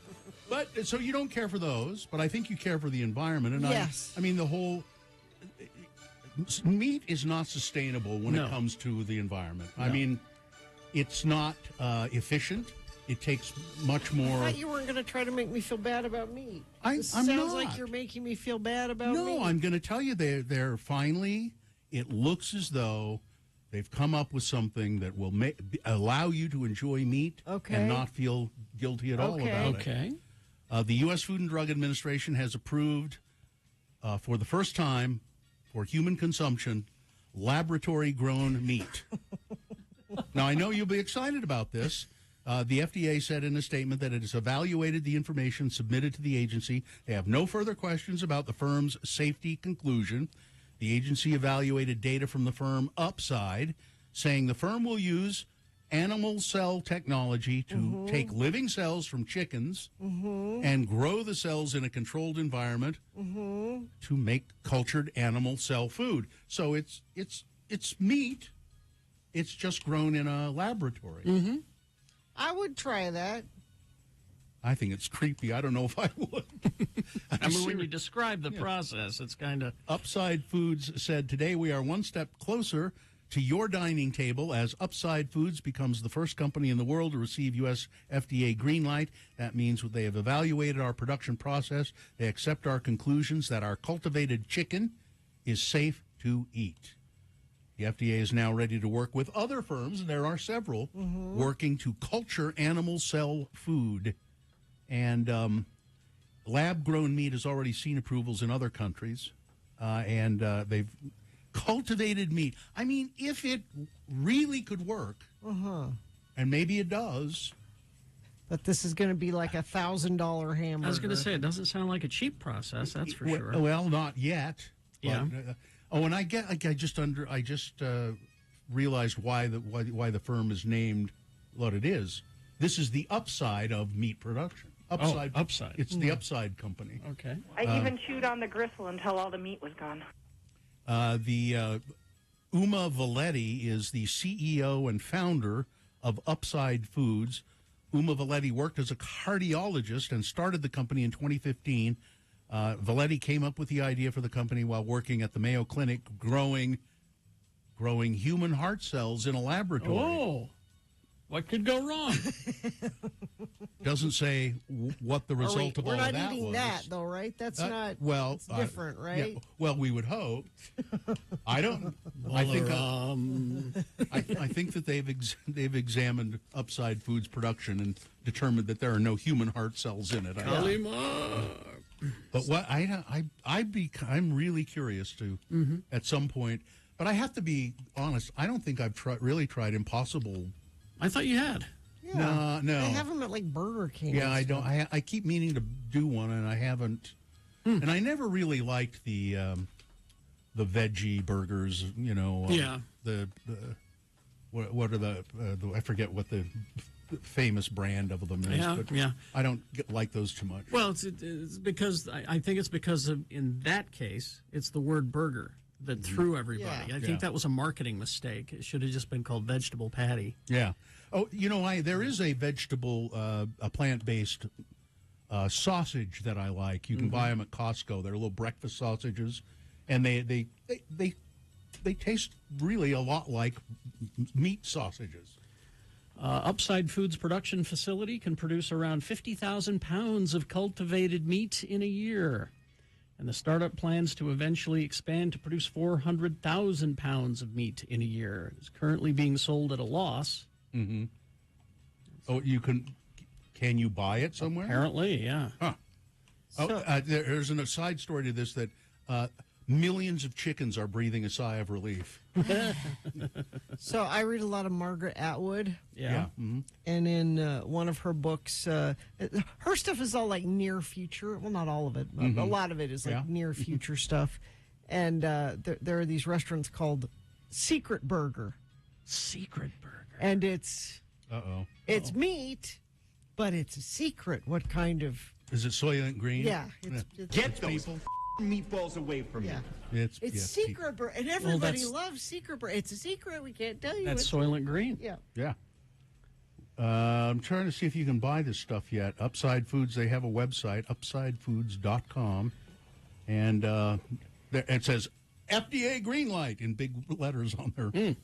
Let's see, careers, about us, impact. It doesn't say that you can buy it yet. Yeah, and you do have to call it after the meat that you're mimicking so that people have a frame of reference. They know how to use it in a recipe. All right. You got to do that. Okay. I'm sorry. But I think it will be like Upside cultivated chicken, Upside cultivated beef. This is why I'm glad I live now.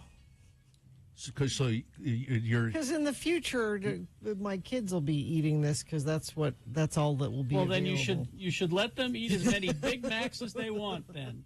Oh, this is kind of sweet. There's a picture of a chicken, somebody holding a chicken. Yeah. And it says, "From one chicken to enough chicken for everyone." Oh, it's like Jesus. The loaves and the fishes. There you go. Maybe take Jesus of my owns body, this or company. what's the quote? It's the loaves and the fishes. Yeah, where there's only a little bit, but there's thousands of people. How are we going to feed all these people? We got 5 fishes and 5 loaves of bread. What do we do? Hail science! I think maybe Jesus owns the Upside Food It's Company. quite possible. He's like the silent partner. He's up for science! Science! And I mean, Jesus is a silent partner because I don't think anybody really hears from him. That's the truth. Okay, Looks let's and see. tastes like chicken. Stalled vehicle northbound I-15, westbound Main Street off-ramp. This is in Lehigh, affecting the right lane of traffic. Crash southbound Bangor Highway 54 South, left lane affected there. And let me check our message stream. People are just talking about fake meat. Yeah, no traffic there. But you can certainly send us stuff if you see something. 33986. Thank you. We will take a break. We will be back with Victoria and the Real Housewives of Salt Lake updates. Also, Beat Gina on the way. Stand by for all of that. BigOTires.com. They are Big O Tires, the team you trust. Now, about this time of year is when your light goes on your dashboard, the little tire inflation light. Because the temperature outside drops. And Happened to me recently. Yeah. So go in there and they'll fix that for you. It's easy. I feel weird about it sometimes because I have a tire gauge, but they don't mind. They don't I care. go in and they say, I've pulled in, and you don't even have to get out of your car. They'll just check your air and fill it up for you. And when I did it recently, as it turned out, there was a nail in my tire. Oh, and they'll fix that. Yeah, and they just fixed it right up. Big O Tires, they take care of things for you like that. And they're having a Black Friday sale right now through December 4th. Save $140 on sets of Michelin tires. Buy 3, get 1 free on Mesa tires. And save $100 instantly on Cooper tires. You can make an appointment online. They are the team you trust. Just go to BigOTires.com. It is the 23rd century. Humans have left the lonely confines of planet Earth and have sought their destiny among the stars. While many things have changed, one constant remains: the need for young men to venture forth and do the work of the Lord. This is the tale of 2 such men who at the age of 19 have answered the call of their general authorities and are embarking on a 2-year mission to spread the gospel throughout the entire galaxy. This is the story of Space Elders! Today, we join our missionaries as they land on a remote planet called Triskelion. Hey, Lehi, ever wonder where Zone Leader Hansen finds planets no one has ever heard of to send us to? Well, I'm sure these folks just call the 1-800-SUBSPACE channel and request visits by missionaries. Well, we've been on Triskelion for over a minute now, and no one's made an attempt on our lives. I'd say so far so good. Well, these are the agreed-upon coordinates. We were supposed to wait here for them to contact us. What the flip? Hey, where are we now? You are in a cavern miles below the surface of Triskelion. Looky, Butch, disembodied brains. Who are you guys? We are the providers. 200 quatlus for the tall one. 300 quatlus for the tall one. Excuse me, providers. I'm Lehi Christiansen, and this is Elder Jensen. 500 quatlus for Elder Jensen. As I was saying, we represent the Church of Jesus Christ of Latter-day Saints. You know, the Mormons. 600 quatlus for Elder Jensen. We was wondering if you had heard of our church and if you'd like to hear more. 700 quatlus for Elder Jensen, and I'll let you have the fat one for free. Hey, wait just a minute. Missionaries come in pairs. You can't split us up. We are a package deal. Okay. 800 quatlus for both of the Mormons. That's my final offer. Did we just get sold to that glowing brain under the glass doodad over there? That's what it sounded like. We'd better get to the bottom of this. Excuse me. It's me over here, Lehi. You know, the fat one.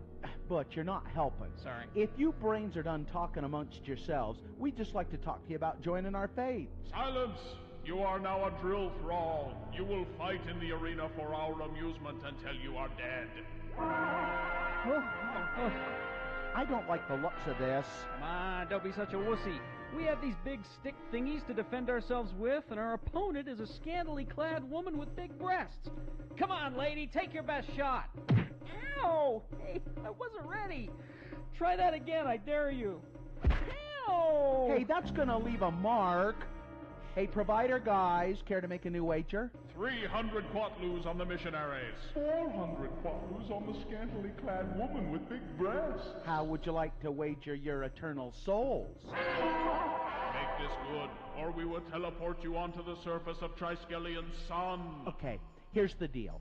If we win, we get to go free, and you donate 1,000 quatlus to the LDS Church Missionary Program. We lose, and we will remain drill thralls and fight for your amusement. I don't know. That's a lot of quatlus. Well, you chicken? You have a wager. You two against all of the other drill thralls. Oh, well, it was nice knowing you, Lehi. Don't sweat it, Butch. I got a plan. Is this the end of Butch and Lehi? Will they spend the rest of their very short lives as drill thralls? Can quatlus be used to pay tithing? How exactly would you baptize a disembodied brain anyway?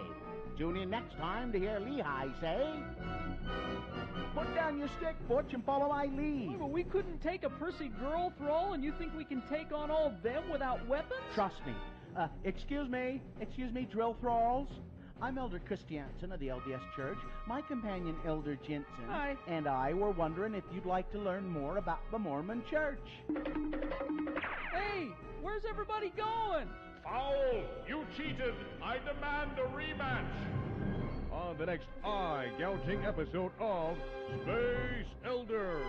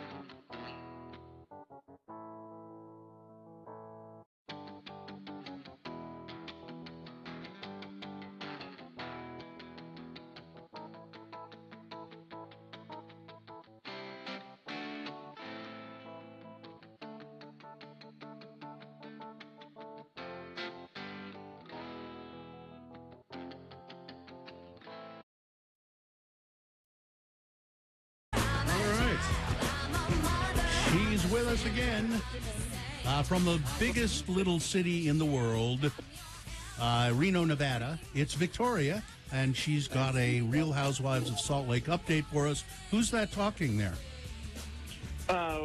Who's talking where? I thought I heard somebody talking in the background. Maybe. It's usually me laughing about or giggling about something you guys are doing. So Victoria, let's get right into it. You were apparently more entertained by this episode than you have been. And I'm going to walk that back just a little. I realized I just wasn't annoyed. Because Steph in our chat room follows you, and she says, I think that Victoria and I agree that we're regretting watching this season. Oh, man. It just doesn't get any better, huh?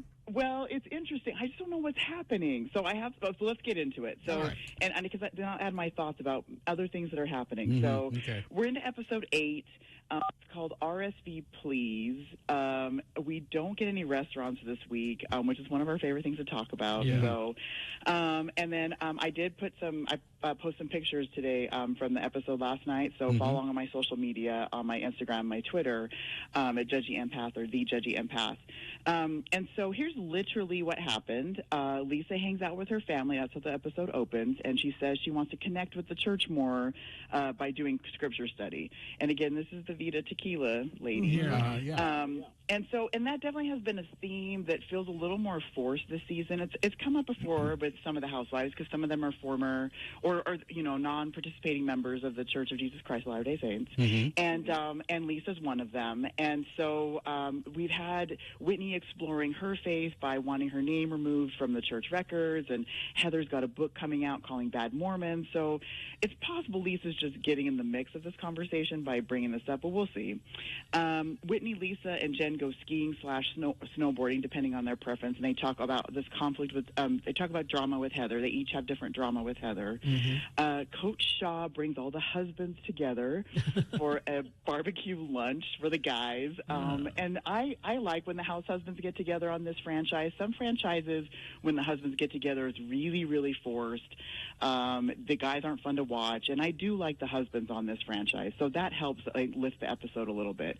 But what's interesting here is they also invited Dana and Angie Kay's husbands. So these are husbands of women we've just met in the last 2 episodes. And one of my theories about this is that Dana and Angie Kay were maybe supposed to be housewives, and then as they were filming, there wasn't enough good stuff to make them like cast members. However, what's happened on other franchises is sometimes they switch halfway through the season, and so all of a sudden people become cast members. So I'm wondering if we're going to see that happen with these guys. Well, and is this planning ahead if Jen goes to jail? They're trying to find replacements? It could be that. It could be that. And we are hemorrhaging housewives in the Salt Lake franchise because we lost Jenny Wynn last season. We also lost Mary Cosby, and now we're going to lose Jen Shaw. And again, like I said this last week, they have a shallow bench. Yeah. And so they're looking for these. So, yes, I think there's a lot of reasons they're trying to fill some vacancies here. So we'll see. We see Coach Shaw saying no wives allowed, and then of course we cut to Jen Shaw interrupting the barbecue for a minute. Sorry, it's not a barbecue; they're eating barbecue. Okay. So anyway, and then Seth and John go outside to talk about their wives and discuss who is the garbage trash whore. So I posted pictures of this. So who do you think the garbage trash whore is? Well, I don't know. Well, because it's Seth's wife, Meredith, was called a garbage trash whore, and he starts the conversation off with John and saying, "How would you feel if someone called your wife a garbage trash whore?" And then John comes back and says, "Well, your wife said that I was having an affair." So they try and have their moment. But I posted pictures mostly for you guys so that, Bill, you can see what these people look like. Okay. Now, let me ask you something. I was looking at an article in the Salt Lake Tribune about the Real Housewives. Did one of them have a black eye for some reason? So that's being teased, yes. Oh, so I at see. the end of the episode, we get what I'm calling a mid-season trailer. So sometimes during the middle of a season, they'll say, "Come this." Yeah, what I write down, still to come this season. And so then we get a teaser of things to come. So this was teased in the trailer before. So Heather is the wife that's going to get the black eye. We don't know why. In my absolute skepticism and pessimism about this season, I think it's going to be something really dumb. The clip that we have has her showing Meredith, and Meredith is like agape with a black eye, and she's like, and then it cuts to a different scene where did somebody clock you? They say it looks like somebody clocked you, and Heather's like, maybe someone did. She walked into a door. It's one of those. And in the clips that they show us for what's coming, we see this footage of Heather going into a room, a door handle rattling, and so it's probably going to come down to that. So yes, that's coming. So get excited. So we get Meredith hanging out with her sister. I didn't want to talk about this for a minute. So Meredith is talking to her sister about the mental health issues that her nephew has had, and I'm not going to repeat what happened, but Meredith goes into detail about what happened to her nephew and gets emotional, and she mentioned it at the reunion last year. I think is a way to garner sympathy for what's going on, and the nephew's in this scene, and so he and his mom must have given Meredith permission to talk about this, but I don't like that Meredith is using this. Is something really personal? It's really personal. It's really bad. And when I watched this, it made me cringe. And she's in her confessional, she's repeating what happened to him and his challenges. And I'm like, ooh, this is icky. Well, gone too far. So this is perfect fodder then, isn't it? Yes. What's the drinking game? Okay, so our drinking game this week I'm calling Crom Be With You Till We Meet Again. So you're going to take a drink every time someone says Heather, because everybody has different drama with Heather right now. She has a few conflicts going on, and I think she might as well be humming this to herself as she's saying, till we meet again. Also, she's getting into an argument with Lisa at their very first. We got our first choir practice, and in the background they're singing "God be with you till we meet again," and Heather and Lisa are arguing. So they say Heather enough that if you take a drink each time they say Heather, by the time they get to the choir practice, you're going to be intoxicated just enough to sing along with them, and you can fill in Crom instead of God, however you like. There you go. Victoria, it sounds great. I like this quote. Do you like me? It's a yes or no question. That's the show. And just so that's Lisa to Heather. Do you like me? That's the argument. Just so I you, think that's important. and just to know. so you know, Victoria, Steph says that the barbecue that they were eating is from Miss Essie's Southern Barbecue in Murray, and it is delicious. Oh, so there is a restaurant. There is a restaurant. Thank you so much, Stephanie. I appreciate that. I'm also going to add that to my list when I come home for a visit. There you go. Victoria's on Instagram at Judgy Empath and Twitter at Judgy Empath, and listen to the podcast Couples Who Bravo Together. Yes. Thank you. For more of this. Yeah. All of this. All of this. Thanks, Victoria. Thanks, Victoria. Thanks, guys. Bye-bye. Okay. Traffic. A couple friends of the program are saying bunch of cops at the exit 315 southbound I-15, 2 exits before 215 causing slowage. Accident southbound I-15 approximately mile marker 313 in Davis County. Inside lane traffic's backing up pretty fast. That all jibes with what UDOT is saying. Same thing. Now, that's the only accident that UDOT's reporting, though, and it's the only one you're reporting via text at 33986. If you see something else, though, you can let us know. Do you owe $10,000 or more in back taxes, multiple unfiled years? Contact McClure and Stewart for a free consultation. Go to McClureandStewart.com today. Beat Gina. Line up and play right now. It's Beat Gina, 877-602-9696. We got some messages and a song, but then we will play. It is Saturday Night Live trivia. Okay. Because it's Lorne Michaels' birthday today. Okay. But we got trivia from throughout the seasons of Saturday Night Live. Pretty easy, though. Well, you're playing for Paramore tickets. Paramore tickets on the line. If you can beat Gina at SNL Trivia, 877-602-9696. Line up now. Join X96 for our annual drive-thru. So I was kind of surprised last night. I saw a tweet from our good friend of the program, Steph. Mm-hmm. Stephanie? Who has her ears and eyes on everything. Yes. She's a valuable source. And somehow she saw this before I did. Because I came in and I asked Gina, why haven't we talked about this? So my sister, Michaela, and I have been working with the University of Utah for months, trying to set up a scholarship in my dad, Tom Barberi's name.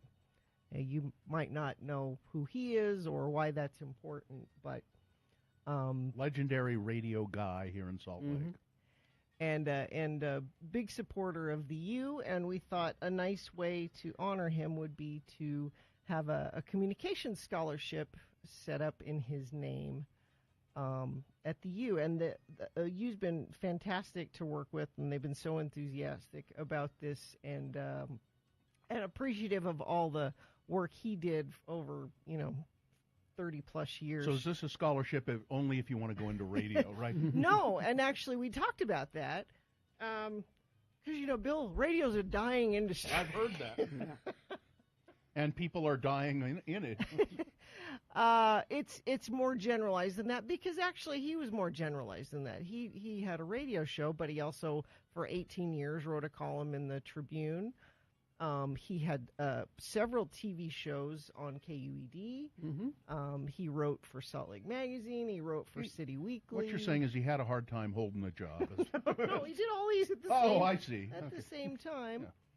But for years, actually very similar to what we do here. If you don't know who my dad was, he had a show similar to what we do, kind of an outlier.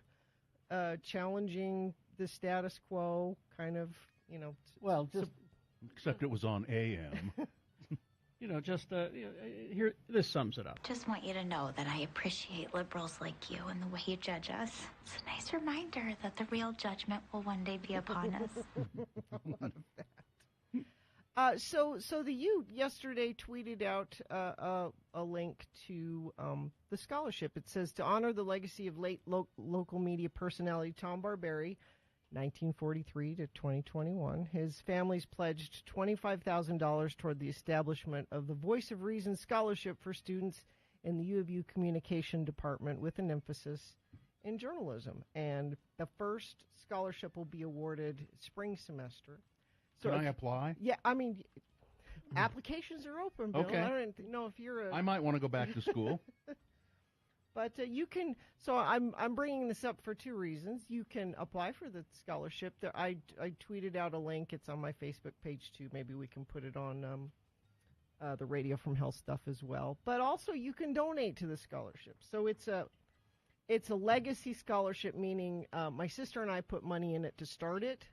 But if we raise a certain amount, it will go on indefinitely. So this scholarship will be available for years to come. But it has to reach a certain level of money. Right. So so either way, you can apply for it or help donate to it. And so how do you do that? So I'm tweeting out a link to where you can donate or apply. I've also put it on my Facebook page, and maybe we can put it on the. And again, if you apply for the scholarship, you don't have to go into radio. You don't. You could use it to do something productive. You can write for, but I mean, you can. It's the communications department's broadened what journalism is because it's changing all the time. So it is specifically though for communications. People want to. Yeah, it's a Department of Communications scholarship with a journalism emphasis. But journalism is yeah, it's podcasts. You could be a blogger. Yeah. Any of that. Mm-hmm. So thank you, Steph, for pointing that out.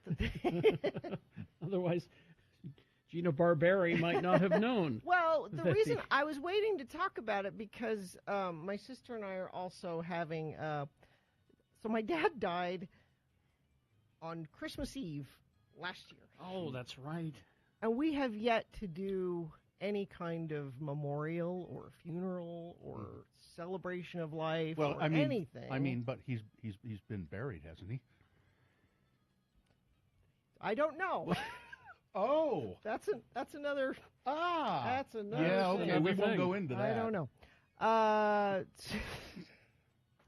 So. I hope he's not still at home. I don't think so. So we're gonna at the last game of last home game that the Utes have. They play Stanford. We're having a tailgate tent dedicated to my dad. And so if you are, I know we have listeners that tailgate every game. Mm-hmm. Make sure you come by and we have chili. I don't know if we'll have. I think we're going to do caputos. Ooh, that's good. Okay. And when is that? That's the 12th of November. Oh, okay. That's a Saturday. Yeah. All right. And I mean, it's a very casual memorial celebration, but do you know what? It's perfect for him.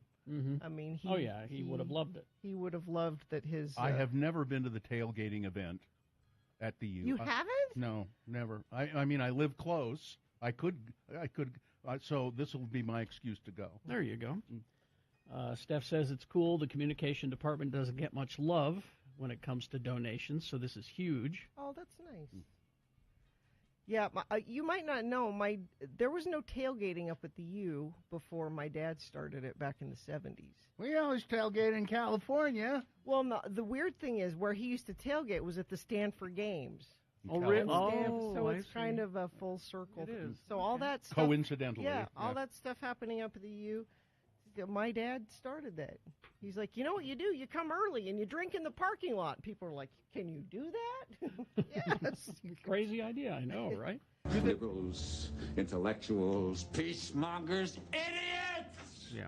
So they do allow drinking at the tailgating parties? Of course. Mm-hmm. Yeah. That's the whole. Or do people just do it? I mean, both, I guess. I wonder if they allow it or people just do it and they sort of look the other way. I don't know the legality of it, but I know that it happens there. Yeah. Well, so click on Gina Barberi's social medias and take a look there. Donate if you have a mind to. Or apply, either one. That's why I haven't gone to the tailgating, all that drunkenness. Yeah, that's it. I can't. I just couldn't do it, you know?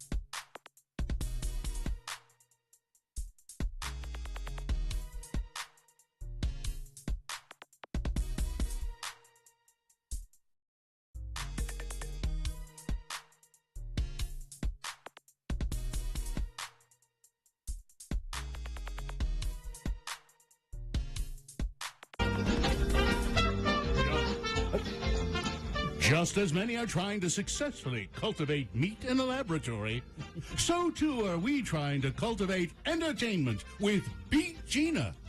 To date, cultivated meat apparently tastes like real meat. Beat Gina, however, has yet to grow lab entertainment. I'm your announcer, Johnny Ola. Believe me when I say I know how to handle a hangover. The simple rules to avoid a hangover are, number 1, don't go to a party unless they serve only apple cider. Number 2, avoid going out with attractive women because they'll only lead you to alcohol. If you ignore these rules, you will have fun, but you'll have a hangover the next morning, and that's when you reach for the Alka-Seltzer. It gives you fast relief because it has antacids and buffered aspirin, and Alka-Seltzer works fast. You'll find yourself humming the tune, plop, plop, fizz, fizz. Oh, what a relief it is. And now, here's a man who doesn't need plopping or fizzing to bring relief to our show, your host, Kerry Jackson. Oh, thank you, Johnny Ola. You're welcome. Flopping later. Let's see. Looks like the randomizer has chosen our contestant. Amy, are you there? I am. All right, Hi, Amy. Amy. You're going to be playing against Gina for Paramore tickets. If you beat Gina, you'll win the Paramore tickets. But if she beats you, what are you prepared to do in her name? I'm going to volunteer to serve dinner, Thanksgiving dinner at a shelter. A shelter. Okay, great. Let's toss a coin to see who goes first. Amy, call it heads or tails. Heads today. All right, coin toss app says tails, as you can see. Gina Barberi. That means Gina goes first. The first question is for her to answer exclusively. It's multiple choice. If she gets it correct, she gets the point. If not, I'll allow you, Amy, to answer the question and steal the point away. And we'll go back and forth like that till one of you gets 3 points. Lorne Michaels' birthday today, the mastermind behind Saturday Night Live. So we have Saturday Night Live trivia. First question for Gina. Gina. Yeah. In a famous fake product skit in 1976, Dan Aykroyd gives a demonstration for this product. What is the product's name? Okay. Is it 1, Cheetos Lip Balm, 2, Pop-O-Matic, 3, Bassomatic, or 4, Touch of Yogurt Shampoo? All except one real. Yeah. Is it Bassomatic? It is Bassomatic. Yes, that's 1 point for Gina. And now, Amy, you get a chance. All right, Amy, let's get a question here for you. Amy, during a Saturday Night Live Celebrity Jeopardy skit featuring Burt Reynolds, Sean Connery, and French Stewart, Burt Reynolds changed his name to what? It's Amy's question, Barberi. Amy, the choices are 1, Tangerine Palpatine, 2, Girth Vader, 3, Turd Ferguson, or 4, Jackass O'Lantern. I'm going to go with Turd Ferguson. Turd Ferguson is correct. I wouldn't go with Turd Ferguson for $1 million. Amy, That's my sign-off today, by the way, Amy. you've got a point, Amy. You've tied the game with Gina, but now Gina's turn to answer. Gina? Chris Farley's character, Matt Foley, motivational speaker, once said, "There was a boy who liked to throw things.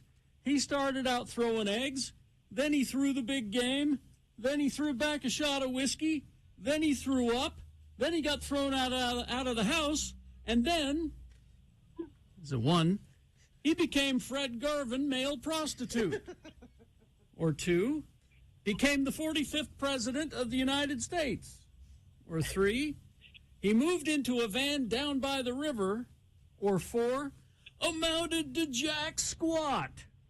He's living in a man down by the river. That is correct. That's 2 points for Gina. Amy, it's your turn. You could tie the game here. All right, Amy, let's see.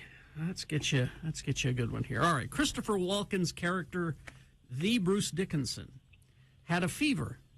What was the only prescription for that fever? Was it 1, more xylophone, 2, more hydrocodone, 3, more cowbell, or 4, more votes, specifically 11,780 of them?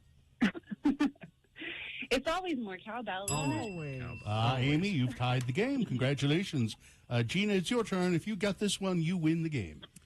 All right, Gina, let's see. Let's pick you a hard one. I have actual trivia in here, too, you know. Give it to me. You seriously? You want Yeah. actual trivia? Give me actual trivia. Okay.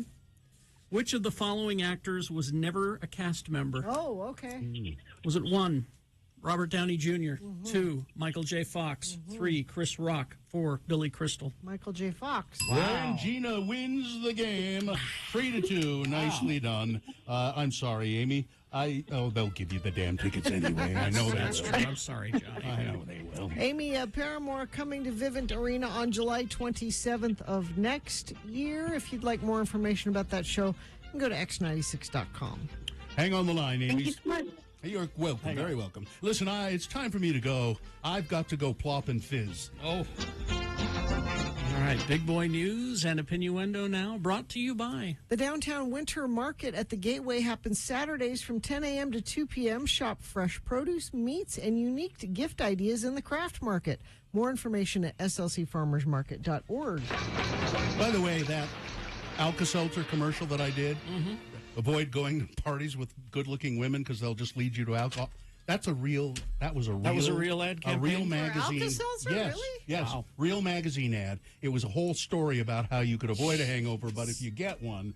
Ugly women don't lead you to alcohol? Apparently not. Okay. Apparently not. And you're not in control of your own body. Well, listen, Okay. I think maybe ugly women do as well because you drink so that they look better. Millie Bobby Brown. We addressed this last week, I think. She has said that the flat earth comments she made on a TikTok video when she was 14 clarifies. She says, I no longer believe that the earth is flat. Oh, good. The Stranger Things and Enola Holmes actor appeared in a recent edition of Vanity Fair's Lie Detector series where she was questioned about that. When she was asked if she still believes that the earth is flat, she said no, with the test confirming that she was telling the truth. After giving her answer, however, we mentioned this, didn't we? Yes. She jokingly admitted to still having some doubts. Apparently she was kidding. Yeah. Although I've never seen the, when you're on a plane and sometimes curvature you can of see the curve. yeah. I've not ever seen that. Asked by the test operator if she'd ever seen satellite pictures of the Earth, she said, yes, I have. Thank you. She's a funny one, isn't she? But there are several flat earthers still out there. I know. And they have an answer for everything. Even though it doesn't make sense, they have an answer for Kyrie everything. Irving is a flat earther. You know, it's flat. Why haven't we sailed off the ocean? There's a wall of ice around the whole thing. I would bet that they don't get vaccinated either. And we're underwater, actually. That's what you're seeing in the sky. And one day that's going to break. Adolf Hitler believed in the hollow Earth theory. Oh yeah? Yeah, he believed that the Earth was hollow, and he believed that, and they tried to find a way to do it. That instead of shooting missiles, bombs into London, and have to go clear from Germany, clear across the channel, you could shoot them through the Earth and come up and hit other parts of the world and hit London that way. They never found out how to do it, but he believed it's called. Just look up the hollow Earth theory. Okay, and there are people who believe that. Also, look up the Star Trek episode for "The Earth is Hollow and I Have Touched the Sky." A 3-year-old child died early Thursday in Taylorsville due to a gunshot wound, according to Taylorsville police. The parents of the child called 911, telling the dispatcher that the child had shot themselves. According to Taylorsville Sergeant Aaron Cheshire, police were sent to the area in Taylorsville at about 12:15 in the morning. It was early this morning, 12:15. Medical crews and police responded, medical support, but the child was pronounced dead at the scene. The incident is still under investigation by Taylorsville police. Court documents have revealed that a mother and son from Utah have pleaded guilty to illegally entering the U.S. Capitol during the riot on January 6th. Landon Manwaring of Vernal and his mother, Susan Manwaring, were both charged with a Class B misdemeanor for unlawful parading, demonstrating, or picketing in the Capitol.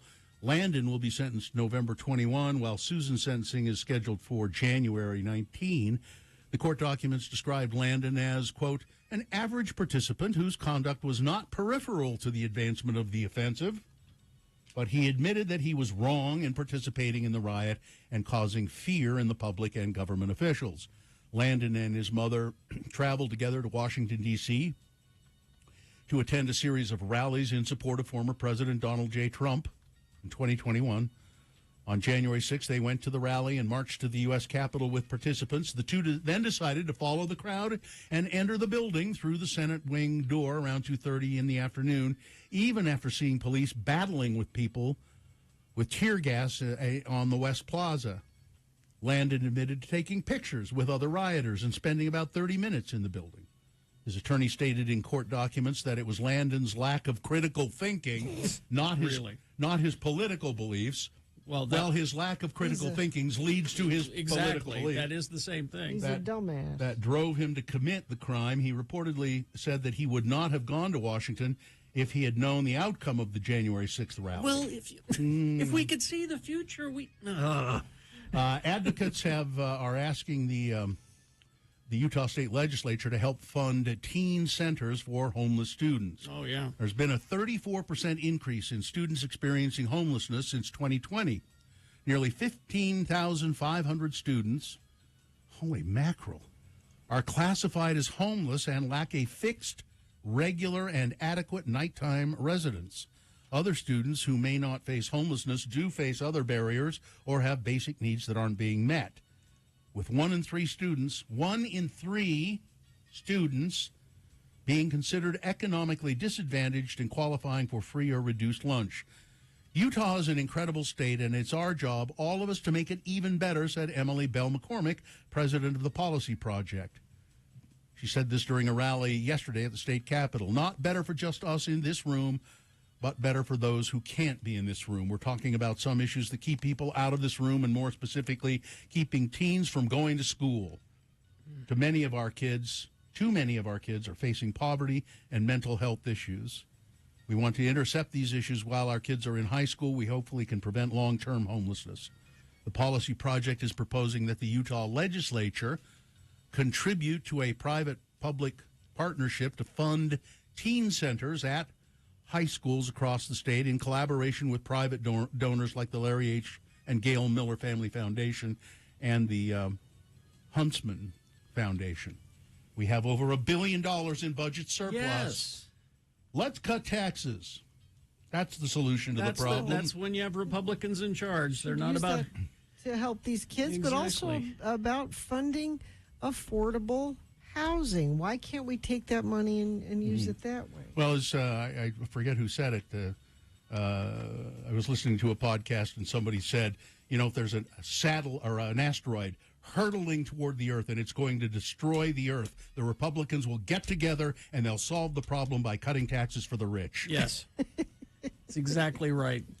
The deaths of 5 people in Phoenix, a whole family, found Wednesday in a home. Natural gas was also detected, police said. Now, police are investigating it, though, as a homicide, apparently. Like maybe it was purposefully... turned on. Maybe by somebody in the family, maybe by some other outside. The scene is a complete tragedy, said homicide detective Sergeant Melissa Solis. Police and fire officials responded to the home and the report of a possible hazardous material investigation and an unresponsive person inside. When they got inside, they detected natural gas. 2 adults, 3 kids dead inside the home with obvious signs of trauma. Oh. I didn't read that until just now. Police had not determined by Wednesday afternoon whether it was murder-suicide. Solis said investigators don't believe there was a killer on the loose, however. We need to look at every possible angle, all the evidence. SpaceX employees say that they were fired for speaking up about Elon Musk. In Dear June, leader. You mean Mr. Free Speech? In June, about 20 engineers were invited into a meeting hosted at the headquarters of the rocket manufacturer SpaceX. The subject of conversation, the company's founder and chief exec, Elon Musk. The day before, the company had moved to fire 5 employees who had written a letter calling on SpaceX to condemn the, quote, harmful Twitter behavior of Mr. Musk, who had used the social network to make light of a news report that SpaceX had settled a sexual harassment claim against him. Several of the engineers filed into the meeting expecting a sympathetic ear, as some managers and executives have indicated that they didn't condone Mr. Musk's behavior. But the meeting, which had not been previously reported, quickly became heated, according to 2 SpaceX employees in attendance. They said John Edwards, the vice president leading the meeting, characterized the letter as an extremist act, declared that the writers had been fired for distracting the company and taking on Mr. Musk. The free speech absolutist. Yep. SpaceX is Elon, and Elon is SpaceX, Mr. Edwards said. So you can't criticize him. I mean, between them and Meta and Amazon and Twitter and all laying people Lyft off, and everybody's getting laid off in these tech places. And finally, this. Oh, this is weird. Oh, there it is. So Scrabble, Yes. There is an official Scrabble dictionary, which if there's a dispute over something that you put down as a word. That's not a word. You go to that dictionary, not just a regular dictionary. Yeah. Well, here's the sitch. Scrabble stands. Your convos around the board are about to get more interesting with about 500 new words and variations added to the game's official dictionary. Stan, sitch, convo, zedonk, docs, and faux hawk among them. I don't know what any of those are except faux hawk, I think. Oh, convo is convocation. And situation. Yeah. And Stan is a fan. And so they're embigging the dictionary. They're embigging it. Is embigging? I think I hope so. it is. It would be. The new words includes trademarks gone generic, dumpster for one. You didn't know that was a trademark? Yeah. Oh. Yeah. Shorthand words like guac. Oh. And variations like torrented, torrenting, adulted, adulting, atted. Yeah. And atting. Don't at me, bro. Yeah, don't at me. Don't at me. I've been added. You were adding me, and that means I've been added. They also turned verbs into verb. It's really interesting. They turned the verb into a verb so you can play verbed instead of verbing. Is Bigley in there? Yeah, Bigley should be. Bigley, I should be in there. Ambiggen is in there. No, Bigley. Ambiggen, a verb meant to increase in size. I'm embigging this. Oh, that's a Simpsons word. Compound words such as page view, fine tech, allyship, baby moon, subtweet, things like that. All right. Sports, weather, traffic. A Danish journalist has quickly become an unlikely viral star ahead of the FIFA World Cup in Qatar after local officials threatened to break his camera while he was in the middle of a news report. The video shows a reporter being stopped in the middle of a live news broadcast by Qatari security staff who approached in a golf cart and tried to stop the broadcast, even putting their hands on the camera. The reporter said, "You invited the whole world here. Why can't we film? It's a public place." He's just standing out on a street corner. This is why you shouldn't be in Qatar. You shouldn't be in these kind of countries, you know? Too late. Big game last night for the University of Utah women's basketball team. Number 25 Utah just rolled all over number 16 Oklahoma, 124-78. It was a really great game. Let's see, NFL schedule today. You've got the Titans and the Packers. That's at 6:15. That's your sports. Weather. It is chilly, 28 right now, and going to get up to about 42 for a high today with increasing clouds. Mostly cloudy overnight, low of 24. That could end up being a little bit of snow in the mountains, not down here really, but could be just cloudy here. Sunny tomorrow, 36, and much colder tomorrow night, 18 for an overnight low. Great. No real chance of showers down here. It looks like maybe by Tuesday, Wednesday, but so far that nothing's coming up there. Traffic, let's see. I thought a friend of the program said, let's see. What? Well, no, that was just a while ago. I was trying to see if there was something new that had come through. Crash southbound I-15 Main Street, North Salt Lake. The left lane is closed there. And stalled vehicle northbound I-15 westbound Main Street off-ramp in Lehigh. Of course, you can send us stuff when you see it. 33986 is where you do that.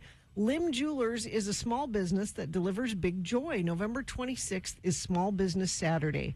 Save 30 to 50% off store-wide. Lim Jewelers, located in Midvale, limjewelers.com.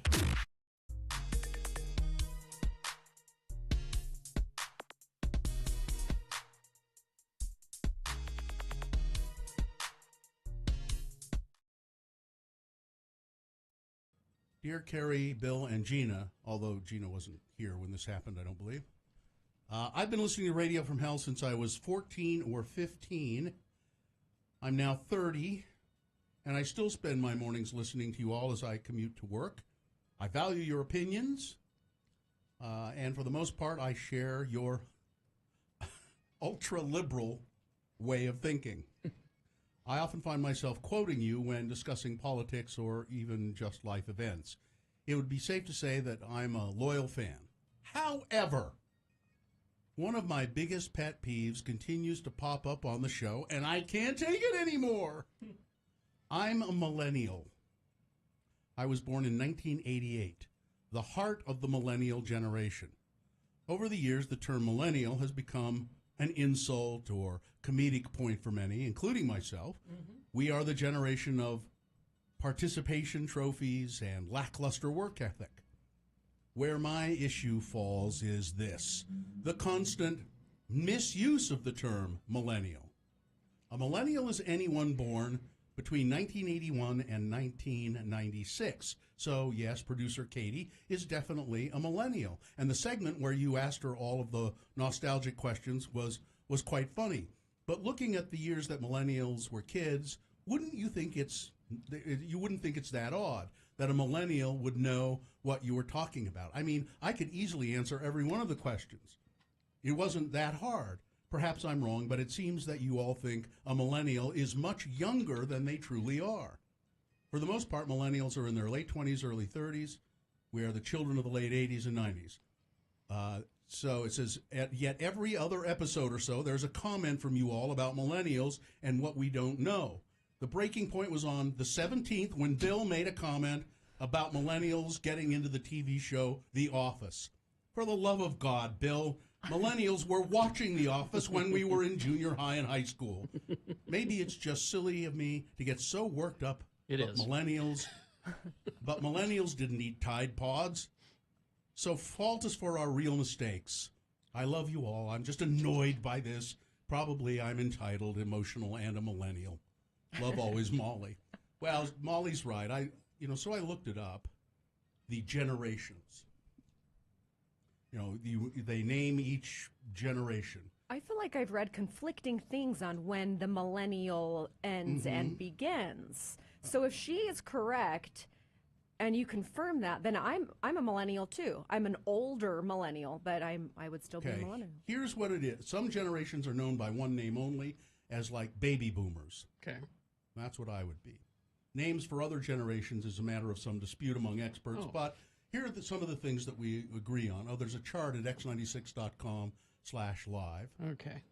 Here's how and William Strauss, they're demographers, describe millennials. Millennials would be between 1980 and 2000, also known as Generation Y. Okay? Okay. So let's... 80 to late 90s. All right? Yeah. Let's see. So people from 2000 to the present would be known as either the silent generation, the new silent generation, or Generation Z. Okay? But so then there's another one, the Population Reference Bureau. They have a little different, so there are different ones. But generally, millennials are between 1980 to 2000. To late 90s, yeah. Yeah, and that one is pretty set in all of these. But then there's, the silent generation, the baby boomers. That's 1946 to 64. Generation X, that was 65 to 79. And millennials, then present, they're calling the present new silent generation or Generation Z. So, but she's right, millennials, we just have I have the tendency to think of anybody who's really young is a millennial, and that's not true. From now on, you're all young'uns. Gen Z. There you go. Yeah. You're young'uns. That's the title. That applies to everybody. Young'uns? Young'uns. Okay. My dad would say.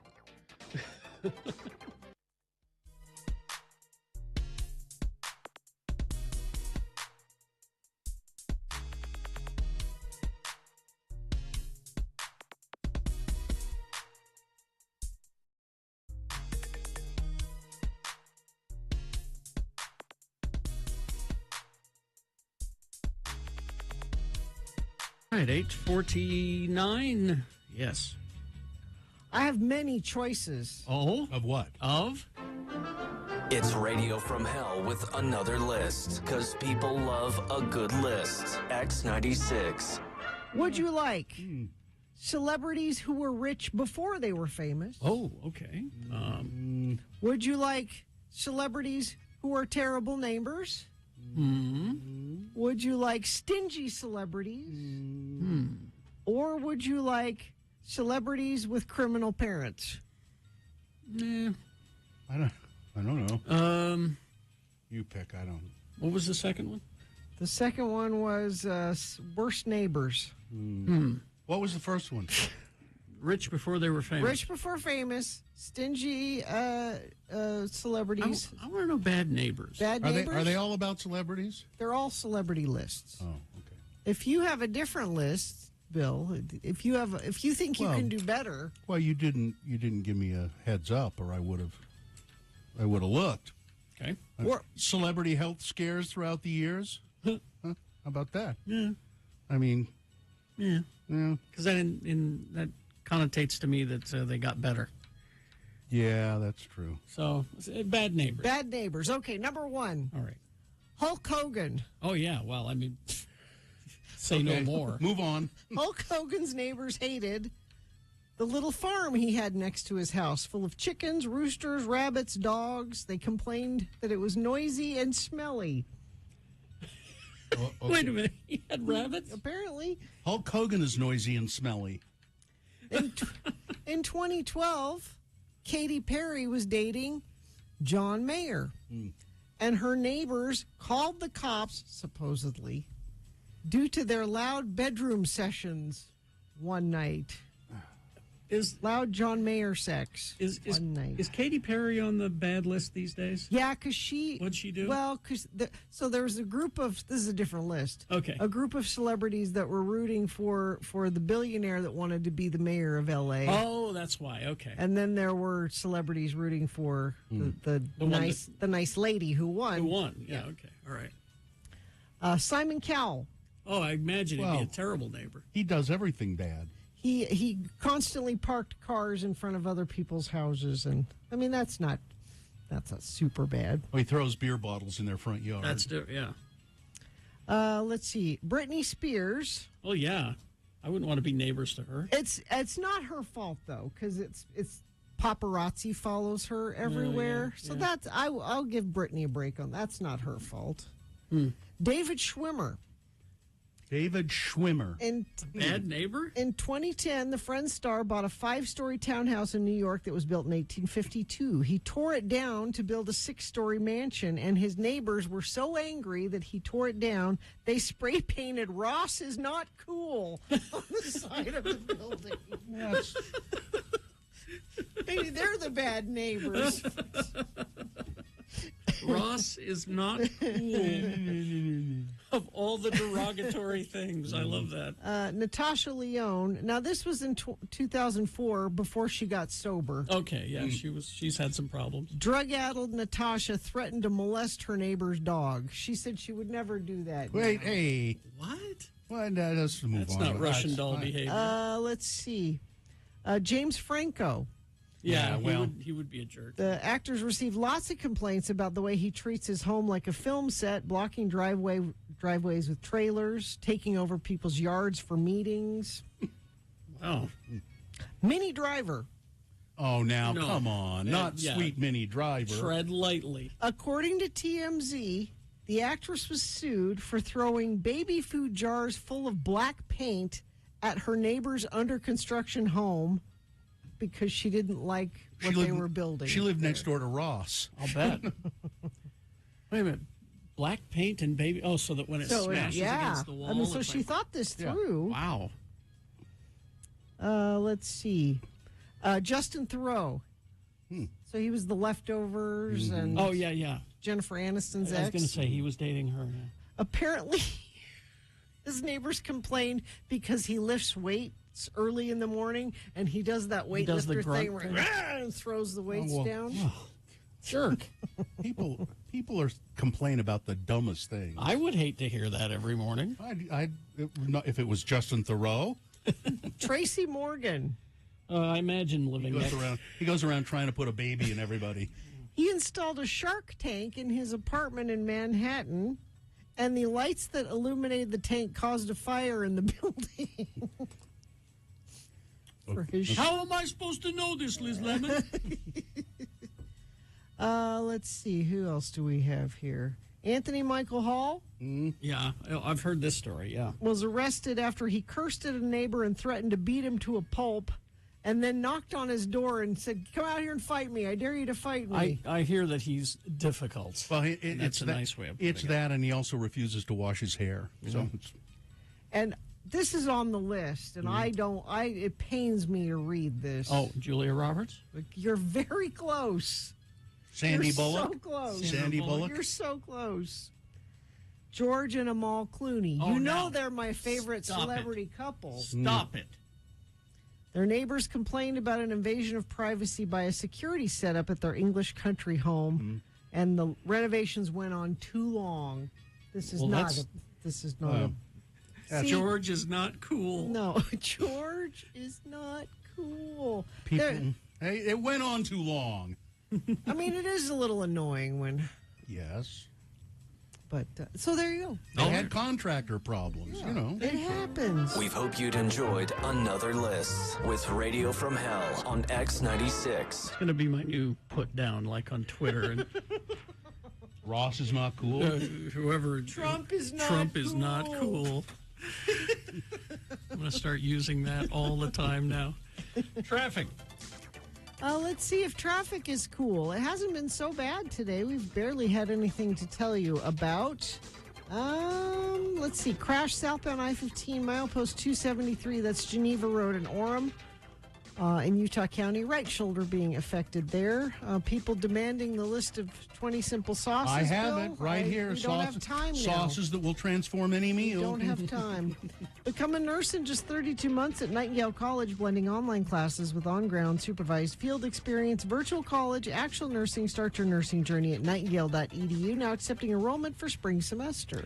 Frank Christ presents They're Fine, They're Just Fine. Coming up after these, if you know your dead or live celebrities, you'll be able to play and win this game. I think it's Morrissey tickets It today. is, yes. Line up now, 877-602-9696 to play. Frank Christ presents. Let's see. Prime IV Hydration. Prime IV at the Riverwoods, and it's located in the shops at Riverwoods in Provo. If you have a busy work schedule and stressed out and you get run down and tired, you want to be healthy, you want to feel better, you want to live a better quality of life, well, go to Prime IV Riverwoods. I've done this. You sit down with a professional and they look at your health history, and it's a pretty extensive interview.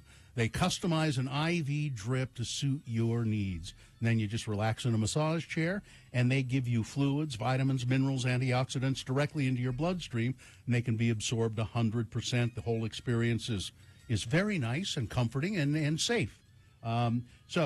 Today's featured IV drip is the Myers Cocktail. It's a nutrient-dense cocktail designed to relieve depression, asthma, migraines, fatigue, and other things. So here's the offer they have. Introductory hydration experience with consultation, VIP lounge access, hydration drip, massage chair, B12 injection, $140 value for $79. Call 385-383-6291.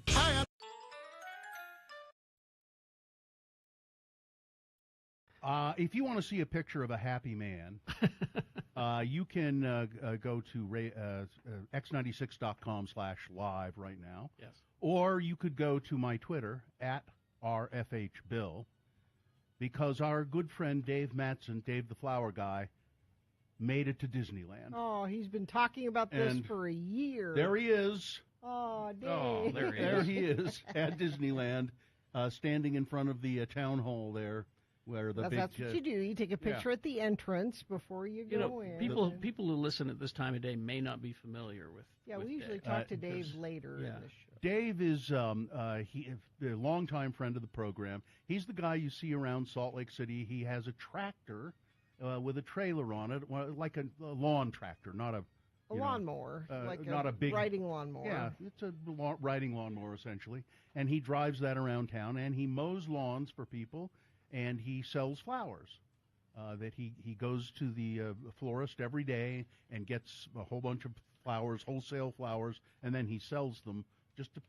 Now he has, I think, regular people he takes them and sells them to, but he always has extra. And if you just walk up to him and say, "Hey, I'd like to buy a bunch of flowers," he'll sell you a bunch of flowers. He's the hardest working man we know. I think he is, really. And Dave has been with us for a long time, and some long time ago we decided we would let Dave pick the boner of the week, and because he listens to every minute of this show all the time. Now he's probably not listening now because he's in Disneyland.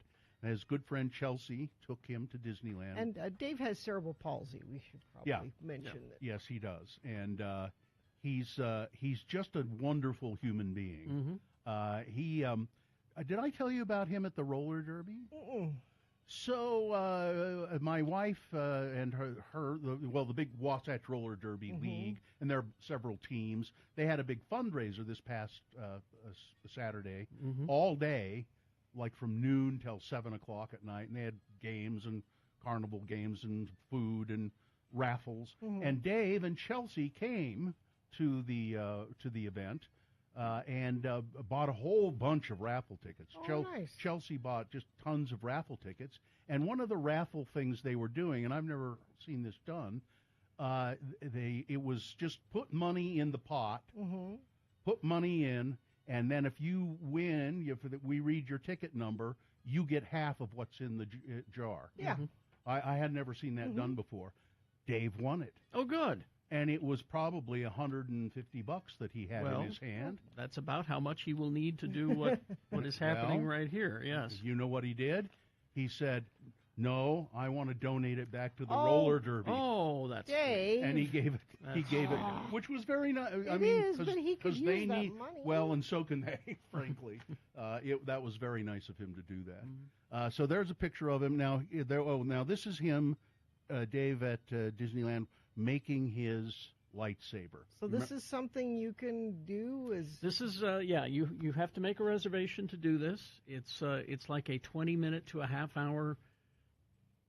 It's like a show, but you build your own lightsaber. You're there and you're walked through it by a Jedi master who tells you a story and then explains each part of the saber that you're building, and you get to pick the different parts and the color of the crystal, the kyber crystal, and all that. And this is something he's been looking forward to for months. And these are really nice prop replicas. These aren't cheap plastic. These are really nice. Yeah. So this is now there are several pictures of him. The note that Chelsea sent along with the photos, it says, "Ahoy hoy, ahoy hoy from Dave at the happiest place on earth.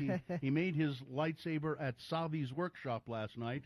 He named it Peacemaker." Oh, I love it. And he chose purple. It looks like. No, his is green. Green, yeah. Is his green? Go to the. I think the next picture it's you'll hard see. To tell. The way that they're there. The next picture. Yes, oh, okay. Green. There he is with his lightsaber. I don't know who. Now Betty picked green because Yoda's is green. Oh, okay. And so you can tell he's just having the time of his life, and he's wearing his NASA jacket because in addition to being a lawn cutter and flower seller, he's an astronaut. He loves it when. I'm still stuck on him donating the money back to the roller derby because that was very nice of him. Very nice. Dave's a hustler. Dave's always trying to take care of himself and earn his own money. And then Chelsea sent one more picture. I don't know if you guys put that one up. Really cool. It's the Halloween tree at Disneyland. No, I don't think they have that one. We don't have that one? Didn't do that one. Sorry. Anyway, she sent just a picture of the tree, the Halloween tree. It's but very there's elaborate. There's Dave just having the time of his life. People are asking. A couple weeks ago, Dave got his bike stolen, and they're asking if he got his bike back. As far as we know, no. He did not get that bike back. But Chelsea, she's been a friend. She and her family, her husband and kid, have been a friend of Dave's for years. I don't know how it got started, that they became his friend. And Chelsea and her daughter have listened to our show for years. as well. Her daughter really likes the show. Her 17-year-old daughter. But Chelsea arranged for Dave to get a new bike, and it's an electric one. Oh, really? Yeah, so he good. doesn't even have to pedal it, and it folds up. So he can take it into his apartment, because Yeah. his other bike, he had it chained up outside his apartment. Someone, bolt cutter broke the chain and stole it. Katie, let's put these pictures on our Facebook page, because that way people who Sure, are yeah. just listening or not on YouTube can see them. I put 2 of them on my Twitter, @RFHBill, and it's he's just having the time of his life now. He's promised he'll be back tomorrow, because he's going to come in and do the boner of the week like he always does. Yep. And I'm sure he'll have some stories for us. And by the way, I would say that a long time ago, not a long time ago, what is it, 3 years ago, Dave's mother passed away. And He used to live with her. yeah, he lived with her. Katie and says 2 years. 2 years ago. And Dave was in kind of desperate straits at that time. And we set up a GoFundMe for Dave. And Friends of the Radio from Hell show just came through. Like you always do. How much money was raised, Katie? 10,000. 5,000? 50,000. 50,000. Was it 50,000? 50,000. 50,000? Wow. Yeah, I mean it was I knew it was a lot, such a but I didn't it was realize. such a chunk of money that we had to set it up in a trust With another one of our lawyers. Yeah, Wade Taylor. It's 50,000, but that money's got to last him. Yeah. To help pay rent and stuff for the rest of his life. So Yeah. it sounds like a lot of money, but he'll it's- need it. Yeah, I mean Dave earns money as well as from mowing lawns and stuff. But that was really something he needed to just have a foundation. Now he can live because he depended on his mother's Social Security money, and that's gone away. So All right. Well, look for those pictures on our Facebook page, and add a nice comment. Yeah. While you're there.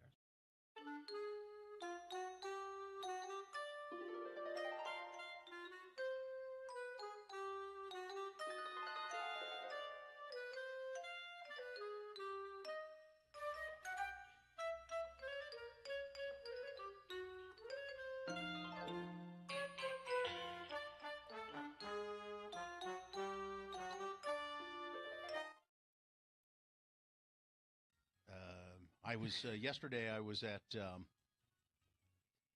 I was at a business. I'll tell you, I was at a business called Total Health and Fitness, who I believe we're going to be doing some commercials for.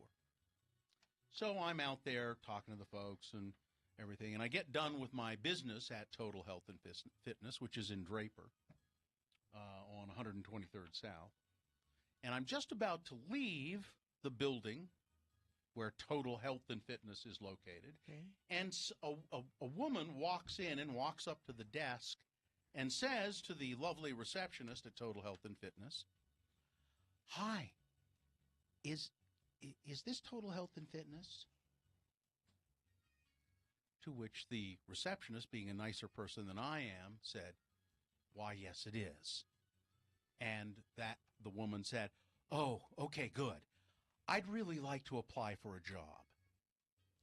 Now, if it had been me as the receptionist, when she walked in and said, "Is this Total Health and Fitness?" And I probably would have been nice to a point and said, "Yes." And when she said, "Oh, good, I'd like to apply for a job," I would have said, "Don't bother." Exactly. Because you apparently can't read the signs all over the building.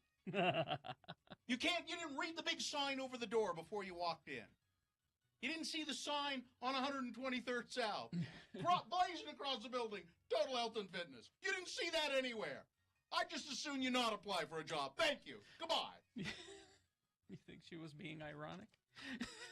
Because the No. signs were everywhere? No. No.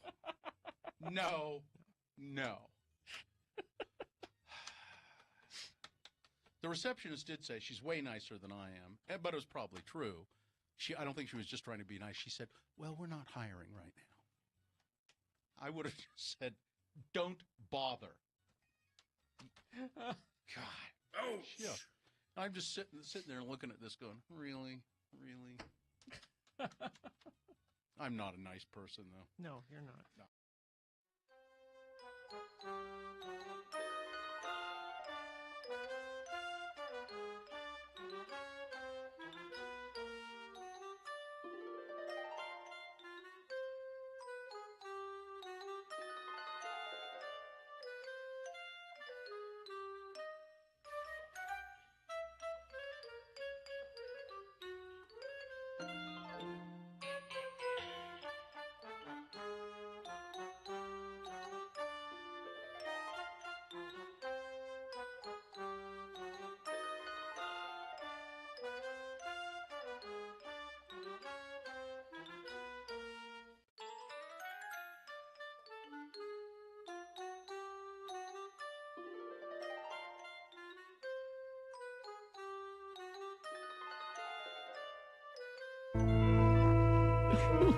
Well, Frank Christ is here in the studio, spreading joy, cheer wherever he goes.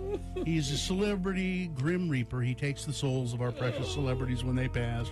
What is something is really what? Ed Brass is so mad at me. Why? Oh, there was a Hogan's Heroes tragedy yesterday. Who? I didn't know any of them were still around. Mm-hmm. Who was the last one? Robert Clary. LeBeau. Who played Louis LeBeau. How did I know that? That's terrible. He was the last one. That is horrible that I remembered that. He was the last one. They had a radio and a coffee pot. Yeah, that's... I was wondering if that's how Frank got the call, was from the coffee pot. No. No? Listen, you know nothing. But right? as soon as I made the announcement on Twitter, Ed Brass was inconsolable. I know. Robert Clary, oh my gosh. Yes. How old was Robert? He was in his 90s. He was a Holocaust survivor. Yeah, he survived. I actually had read that some time ago. His family was killed in a concentration camp, but yet he still... A comedy about those wacky Germans. Starred in a comedy about a concentration camp. It's funny. Those Germans were funny, weren't they? Well, Frank is here. He is the Celebrity Reaper. He takes the souls of our precious celebrities, and it's just cruel because he doesn't like to do it. Oh, I love our precious celebrities. He, after they die, he collects their souls, puts them in the sidecar of his electric Vespa scooter, and whisks them away to the underworld, where Hades, the god of the underworld, receives them. We play a little game with Frank every weekday at about this time called Frank Chris Presents. They're fine. They're just fine.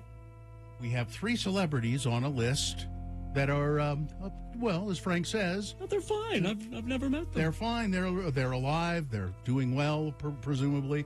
But one of the celebrities on this list of 4, Frank has met, has booped, and taken away to the underworld.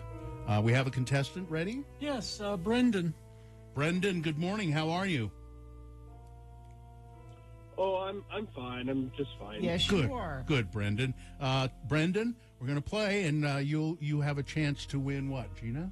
Oh, we have tickets to see Morrissey at the Union Events Center on November 22nd. All right, Brendan, are you ready to play? Yes. Okay. These 4 people, all of them men, are top champion pro bowlers. All right? Pro bowlers. Number 1 on the list, Jason Belmonte, known for being one of the first bowlers to gain media attention for using the old two-handed approach style to deliver his shot. He's only one of 8 bowlers in PBA Tour history to achieve 30 wins. Number 1, Jason Belmonte.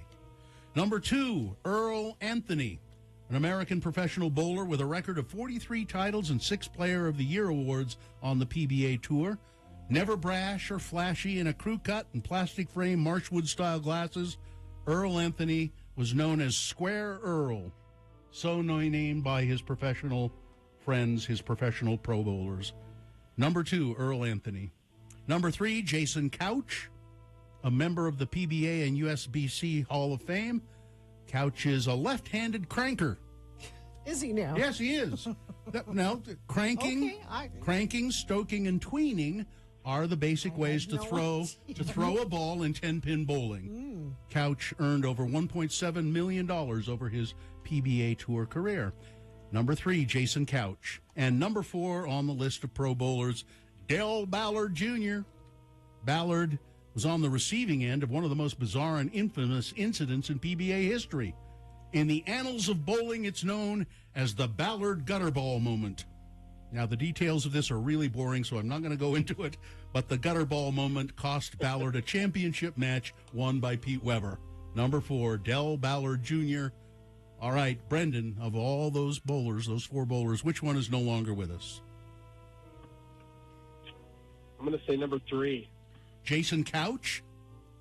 No, I'm terribly sorry. Jason is very much alive. He's 53 years old, and he's retired, but when he gets back into business, he's still a left-handed cranker. Listen, Brendan, I want to give you another chance, okay? Give you one more chance. Listen carefully to the remaining 3 names. Let's see if you can guess which one is no longer with us. Is it Jason Belmonte, Earl Anthony, or Del Ballard Jr.?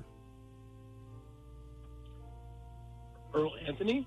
Absolutely correct. You got it on the second shot. Earl Anthony, he died in the year 2001. He was only 63 years old. Earl, and I used to see him on TV when I was a little kid, bowling away.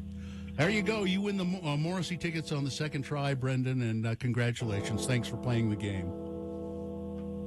Thank you. You're welcome. Hang on the line, and a very nice person will come on and tell you what you can do to get your tickets. Here's what you can do to get your tickets. You'll have to sing a little song, but then they'll give them to you. All right, hang on, Brendan.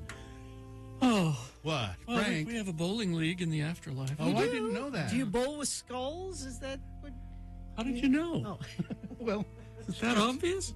Well, it just seems it's my to be team, the way to go. The Four Horsemen is my team. Oh, I like that, yeah. Do you have satin jackets? We and do. stuff? They're beautiful. We're going up against Mephisto's Way, the other team, coming up this weekend. Are you a cranker or a stroker or a tweener? I'm more of a yanker. No, well, that's not one of the choices. Well, it's my own form. I see it your own way doing it. Have little tiny holes on the balls with your bony fingers. Exactly. Yeah. Has anyone seen Gordon Lightfoot? Oh. I thought you had a pact with him. He knows what he did. Oh, okay. I saw a recent picture of Gordon Lightfoot, and he looks like he could be almost your twin brother. Mostly dead. He's 84. Yeah, he's pretty skeletal. Yeah. Martin Scorsese, 80. Lauren Hutton's still with us. Ah. The lovely Lauren. And when I say with us, I mean with you. Yeah. Well, yes. 79 years old. Among today. the living. Yes. She is among the living. All right, well. Well, Frank, we'll see you one more time tomorrow. Thank you. Goodbye, everybody. Goodbye. Off he goes. All right. Earl Anthony. I remember seeing that guy. Why did I ever watch on Saturdays? Because that was when there were 3 channels. Yeah, that's what was on. Yeah, they would show bowling. Yeah, they were the pro bowling. And it was like what it was like watching conference or golf. You could fall asleep to it easily, so it was kind of comforting. But they had the color commentators, and I think they probably still do it somewhere. Probably. All right, we will take a break. We will be back. Big Boy News and Opinioendo all coming up. Stand by. Real Alternative is back. X96. Foo Fighters. Beastie Boys. Rage Against the Machine.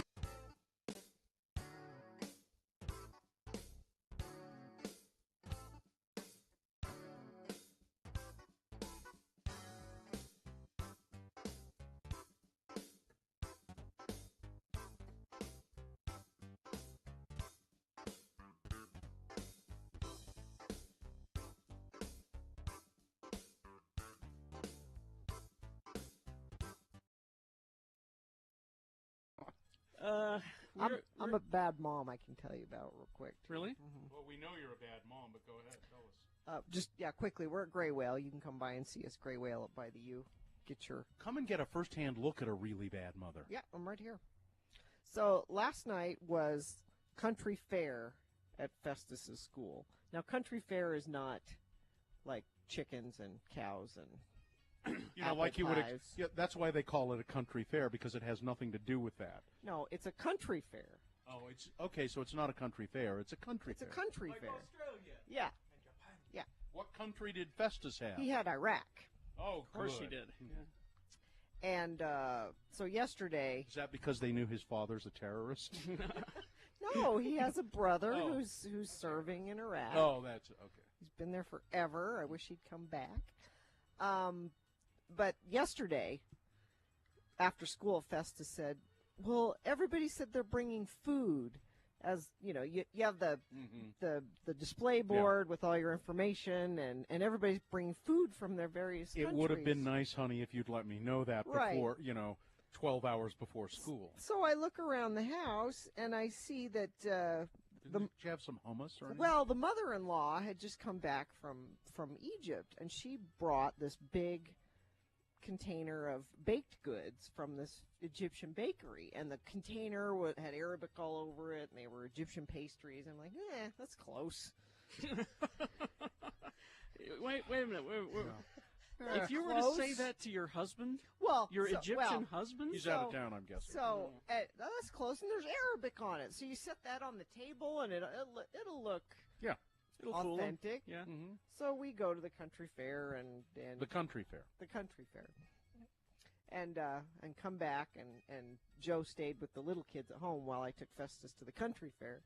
And Joe said, "What happened to The pastries The that I was so looking pastries. forward to eating. And I said, well, he didn't have any food for his display, and so we took those. And I thought because it had Arabic on it that it would look.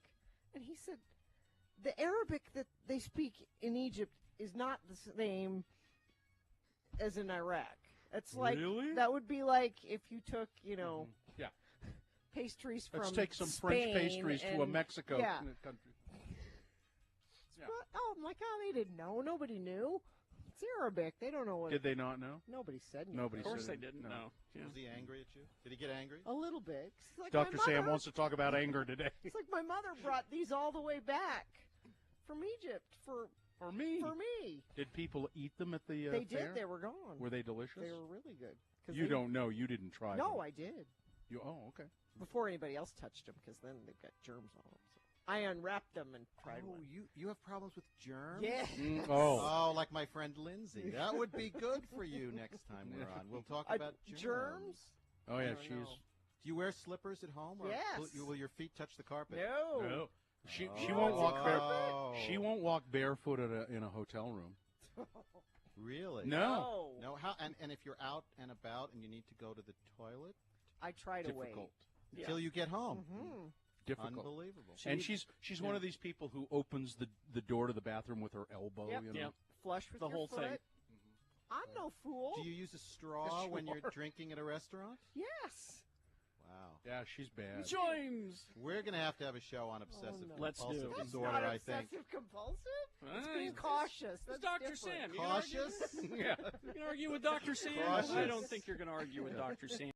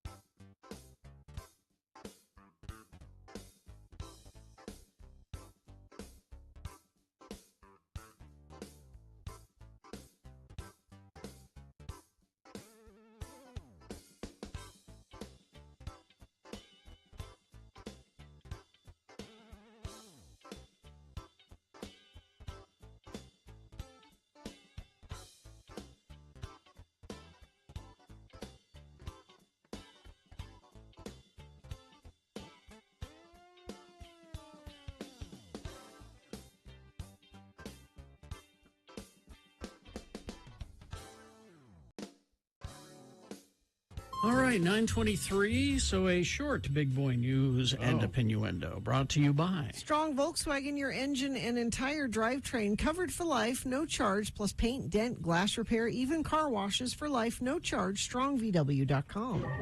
Utah's largest transit agency, the Utah Transit Authority, viewed its 1-month trial of free bus fare service in February as, quote, very successful. Great. Raising ridership 16% from the previous month. It was, at the time, Utah Transit Authority's best ridership month since the COVID pandemic significantly disrupted the agency's service in March 2020. UTA has since posted stronger months as its ridership has steadily returned to 75% of pre-pandemic levels. But there are other incentives that have also waived fares for some riders. For instance, UVX in Utah County has remained free because of federal funds that the project received. Salt Lake City leaders helped pay for transit passes for all Salt Lake City School District students and employees this year. The issue is one that we've all focused on to a degree, said Andrew Gruber, executive director of the Wasatch Front Regional Council. I'll say that we have seen, it's measurable, but kind of piecemeal, that when fares are zero, when there's no fare at all, the ridership has a noticeable increase. Well, doesn't that just make sense? But can permanently removing fares further increase ridership so that the UTA serves as a viable alternative in decreasing traffic? I would maintain that yes, it would. If you just say it's always free, people would be even more inclined to leave their cars at home and use the service. Mitch McConnell has won a secret ballot election to continue leading the Senate Republicans. They're going to get right on inflation. They're going to get right on... Senate Minority Leader. He defeated Florida Governor Rick Scott, who thought he would be able to challenge McConnell. Nope. The old turtle man, he says, I don't own this job. Anybody who wants to run for it can feel free to do so. I'm not in any way offended by having an opponent, but get out. CNN says that they plan to sober up their New Year's Eve coverage. So it won't be entertaining? Again, so why tune in now? During CNN's broadcast of various New Year's Eve celebrations, Don Lemon probably won't be downing shots on camera anymore. The Warner Brothers Discovery-backed news outlet wants to pare back some of the zany antics that have become a staple of its wee hour coverage of the last night of the year. While Anderson Cooper will still be able to imbibe during the primetime hours because, he's Anderson Cooper, along with his co-host, Andy Cohen, because, Andy Cohen is Andy Cohen. While the two of them will hold forth in Times Square, correspondents and anchors who may have slurped down a few drinks on camera in the past will be required to not do that. The network's coverage of New Year's Eve was a topic of town hall discussion held Tuesday between CNN staffers and Chris Licht, the company's chairman and CEO. The coming New Year's Eve broadcast will be CNN's first under Mr. Licht's aegis. During the meeting, he told employees that he felt on-camera drinking eroded the credibility of CNN personnel and damaged the respectability they may enjoy among viewers. I don't necessarily disagree with that. No, but I think they then shouldn't have been. hire other people to host your New Year's Eve event. If you're worried about your news people coming across. What? You can just tell them not to drink. Well, that's what they're doing. Yeah. Why hire other people? You've got good people that you want to put on New Year's Eve. Just say you can't drink on camera. Gina, why don't they hire people to do remotes for us so we can drink? It's the same thing. I want to drink at a remote all the time, but they won't let me. So they should just hire somebody else to do it. And then I'll sit there and drink. It's a perfect solution. Andy Warhol's car crash artwork. And it is it's a piece of art it's a car crash, a mangled car, silk screen prints of a mangled car, sold for $85.4 million. It's amazing. Wow. It is amazing. White Disaster. Because somebody has, that means they have $84 million just extra. Like, It's, they've already bought everything else. This is a fun thing to buy for $84 million. It's a lot of people are buying this kind of stuff. This is an investment. If you're paying $84.5 million for it now, it's going to be worth even more than that in 10 years. Death and Disaster. It's part of the Death and Disaster series. It's called White Disaster, the White Car Crash 19 Times, and it is a silkscreen of the same picture 19 times in a row. Warhol was an interesting fellow, and his stuff has been selling for more and more and more money. The festive season is upon us, and you can guarantee there'll be the need to buy some costumes for an event.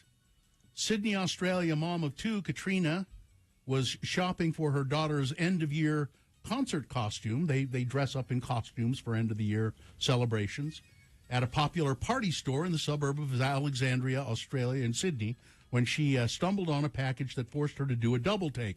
I was on the hunt for some white gloves for my daughter's Christmas concert, and then I saw something that I couldn't help but laugh at, but it wasn't a kind of a costume that you should have at a costume store. It's an X-rated genie costume. What makes it X-rated? Well, it's the Genie in the Lamp costume. It's on sale for a bargain price of $29.50, and it has a genie.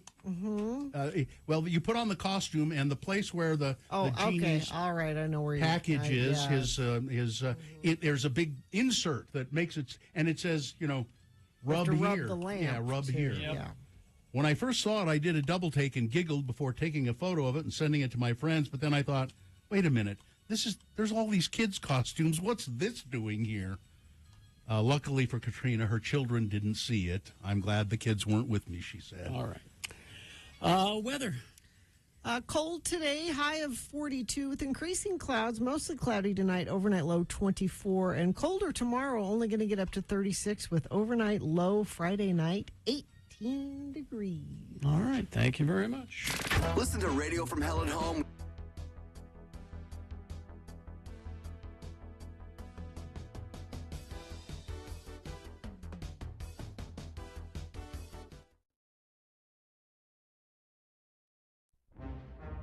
It is the 23rd century. Humans have left the lowly confines of planet Earth and have sought their destiny among the stars. While many things have changed, one constant remains: the need for young men to venture forth and do the work of the Lord.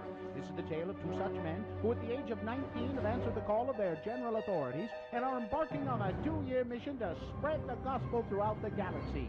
This is the story of Space Elders! In this episode, we find our elders rendezvousing with Zone Leader Hansen on some distant planet in the BFE sector. Hey, Butch, what you got there? Oh, it's a care package from my folks. My mom means well, but she just doesn't understand the physics involved in sending stuff from home. Well, what you mean? Well, the cookies she sent are fine. They're hard as a rock, just the way I remember them. It's the lime jello with shredded carrots in it that causes problems. Even in Tupperware, this stuff goes bad after a week in hyperspace.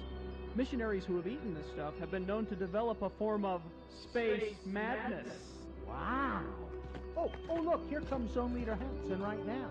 I've discovered the most incredible object. It allows us to view any period in the history of any planet. We can research early church history. This discovery will allow me to get reassigned back to Earth and leave you two losers far behind. Great. Glad to hear it. What's that have to do with us? Since you weren't having much luck in the field, I figured that you wouldn't mind watching my discovery while I go back to Starbase 182 and file my report. Hey, are you eating while I'm talking to you? Give me that. Sorry. Say, green jello with carrot shavings. I haven't had this since I left home.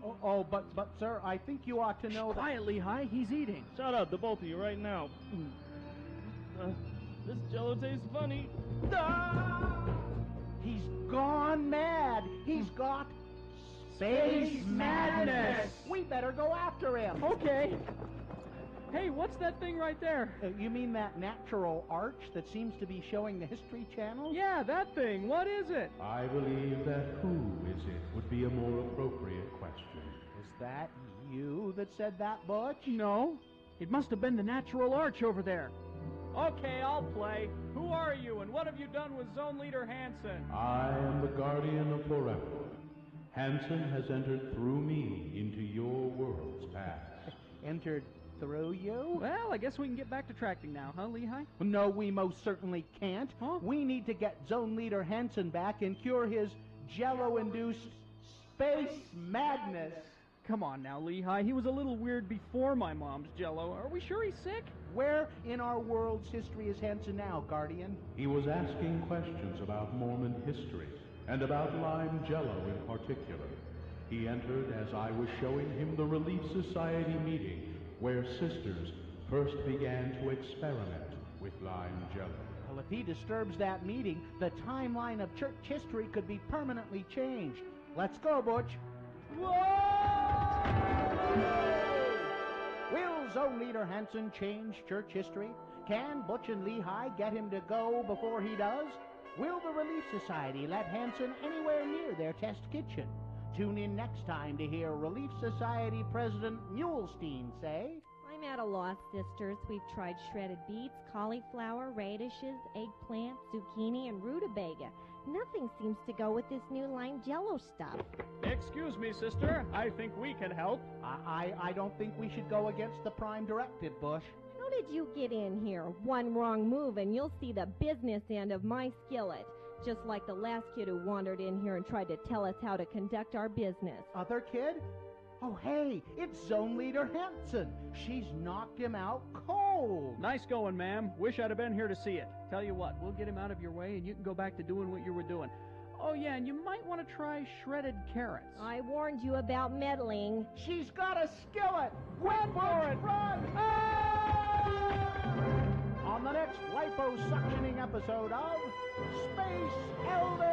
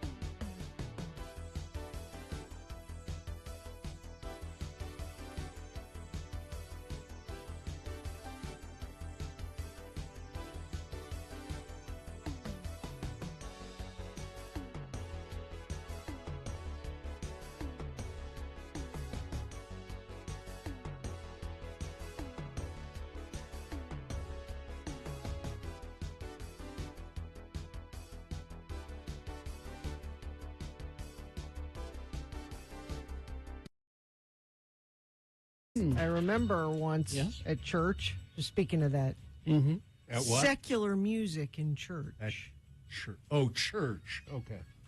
I remember. This is before it was used in the truck commercials.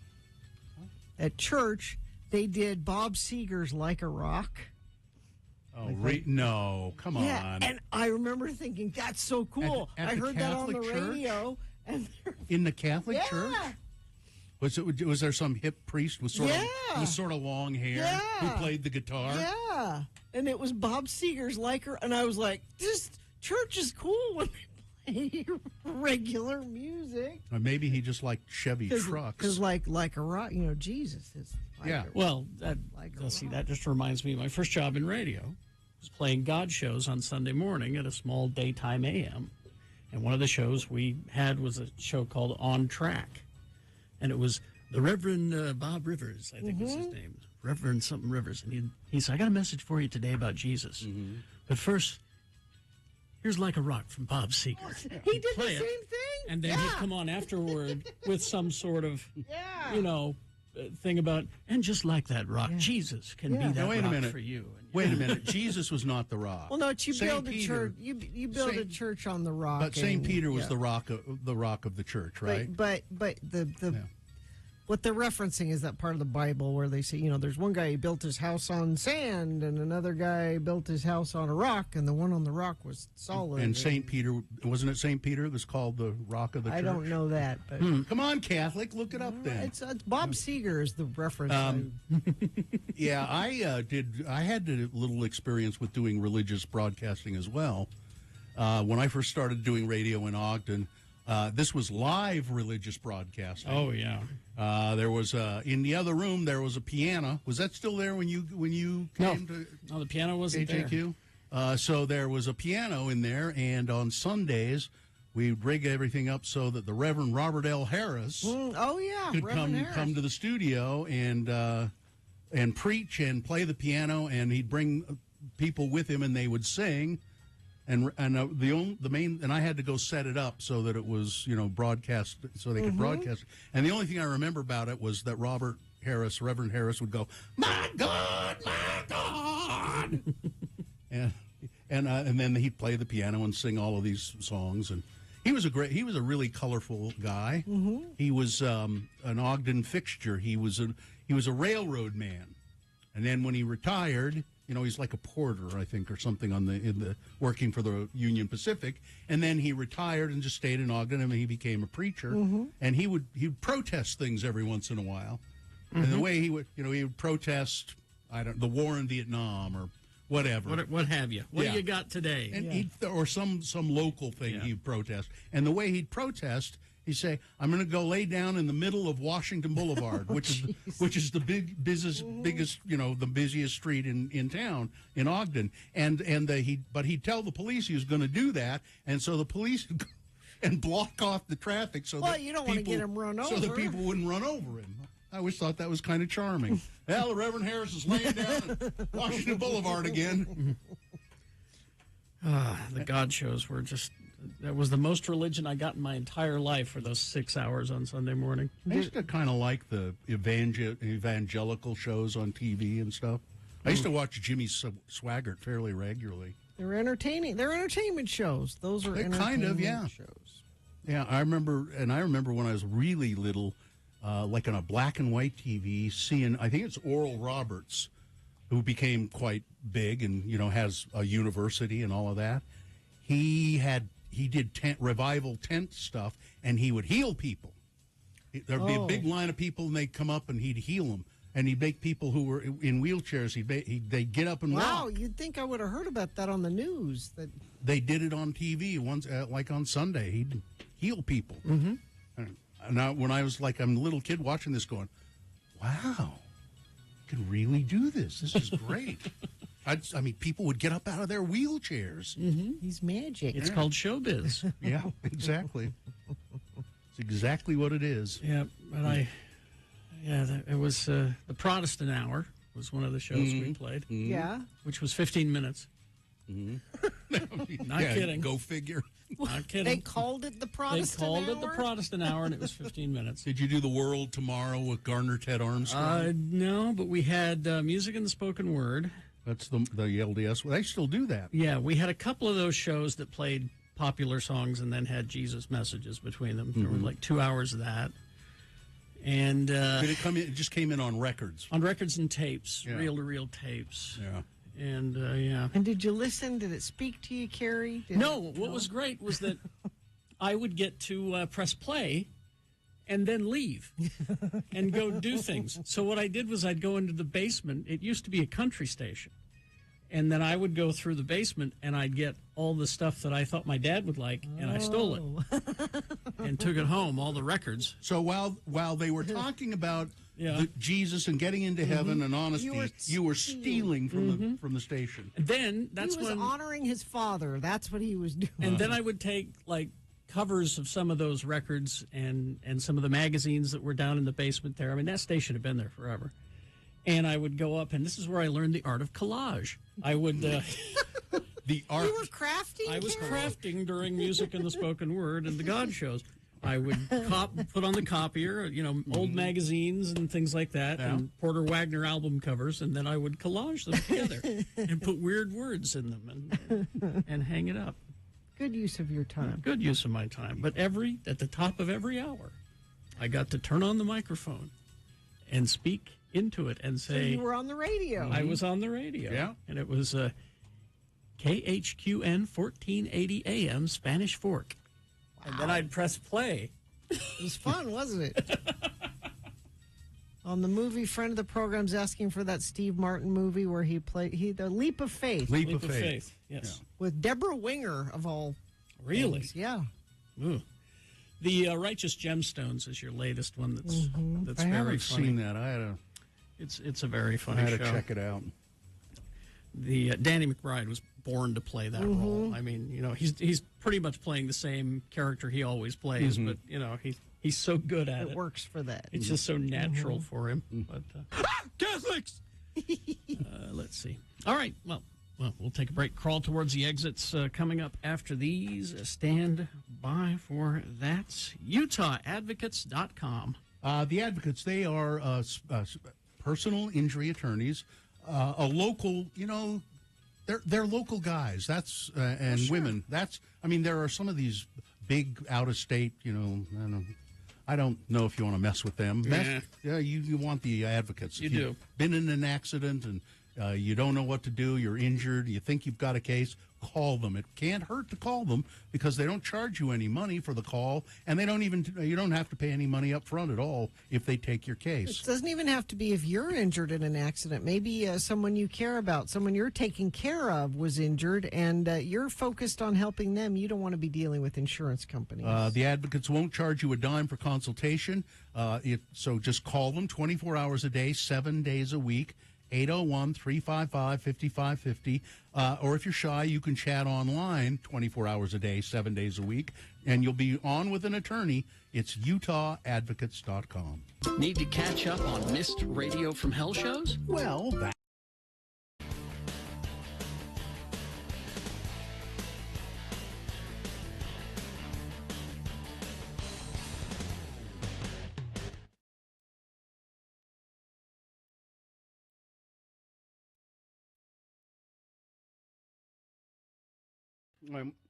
maybe we ought to have Katie or Dawson come in here and take a couple of pictures of this so we can post them. Sometime last week we were talking about bubble gum and blowing bubbles with bubble gum, and Gina said, "Well, I'll get some bubble gum and bring it in. We'll and do it." And she didn't do it, but I happened to glance down at when I was checking some groceries out last night and saw this package of Bubble Yum. So we're going to see what. I prefer a Hubba Bubba myself. I haven't seen Hubba Bubba. Is it around? I think so. I'm so out of practice. That was a pretty good one I just did. Did you get that? Let me try. I'm going to have you judge, Katie, who manages to blow the biggest bubble. This show is so damn political. I can't. I know, right? God, it's terrible. Oh, let me try again. Maybe we ought to blow bubbles while we bitch about Trump. Damn. You know what? He's a non-issue. His candidates didn't win, except for here. I'm not bitching about him anymore. We want bubbles here. All right. Well, I was trying. Oh, that was a good one. This is terrible radio. That's as big as I get. That's why I want Katie to take some I'm out of pictures. practice. We can post them really quick. If you Come go on, to Gina, I want to see that X96, double bubble that you talked about. X96.com/live, you can see us doing this if you really want to. Oh. Yeah, you said a bubble inside of a bubble. I'll do it. I haven't blown bubbles in a long time, but remember when you didn't believe me that I could do a pogo stick? Yeah. It's like that. I'm still not sure. That's a good one, Bill. What was that noise? I was trying to get her attention. I couldn't say, "Hey, Katie," because I had a huge bubble. So you did a mosquito sound? Yeah, something. Yeah, this is really good radio, isn't it? I'm going to try to do the... Oh, Carrie did it. That's one. Did you blow one inside of us? Was that sure, one? as far as you know. So far, Bill is winning on his sizes. Size. I'm way out of practice. This is the first bubble gum I've actually had in my mouth, I think, in... Me too. 40 years. Yeah. It's been a long time. Yeah, see, I don't chew gum, so... I'm not doing them very big, so I'll try to do one inside the other. How about that? Okay. Do that. Well, I've always been I'm gonna known get as close. I've always been known as the size king. Yep. Here we are with our Soros money in our pockets and our liberal agenda. So political. Can you tell? You can kind of see it. Oh, I did it. Gina's gum just now fell out of her mouth and onto the floor. Onto the floor? See it? I did. Did you catch it before it went on the floor? I did. It'll have to be a very zoomed in photo. Yeah. You want another piece? Here. I give her 2 pieces. See if she can do them. Because that's too much for me. No, there's... I bet I'm going to try. I'm going to do a second piece of gum and see if I can blow an even bigger bubble because I've got a pretty big one there. I would only imagine. This all started. I don't think I started because when I was in grade school, I won a bubble gum blowing contest. Well, you're a pro then. This isn't fair. It was you're a professional. You shouldn't be competing with the amateurs. That's true. Is that correct? I won a bag of marbles. Wow. Congratulations. Well, it was great. Do you still have those marbles? No. He lost them. Yeah, you're right. Listen, I lost my marbles years ago. Here comes Gina. Well, this is a new piece. I got to work it in. Oh, you're starting a whole new piece? She dropped it on her shoe. Oh, come on. You didn't drop it on the floor. It fell out of your yap. You should have did 2 pieces. What is the flavor of bubble gum? It's its own flavor. Yeah, what is it? It's gross. What is it? Yeah. It's distinctly bubble gum, but where it originated from, I don't know. I don't know. I know when you smell it or when you taste it, you go, "That's bubble Who gum." decided that's what bubble? What? Yeah, who decided that is the flavor? Gum? I'm gonna. Yeah, what is the flavor? Do some research. Flavor. There's 25 calories in each piece of this gum. Yeah. Bubblegum flavor is a combination of artificial, of course, strawberry, banana, cherry, orange, and lemon. Yeah. So it's kind of all mixed. You can taste, and if you think about it, you can taste all those things in it. The banana is I can. Wow. Okay. That awkward moment when you can't tell if the segment is about blowing bubbles in gum or trying to connect with the ancestors and summon a demon by mistake. Yep. That happens. That was that noise that Bill made. All right, now I'm just hearing weird noises, and I think I'm getting called to take photos here. I'm done. My jaw's getting tired. Yeah.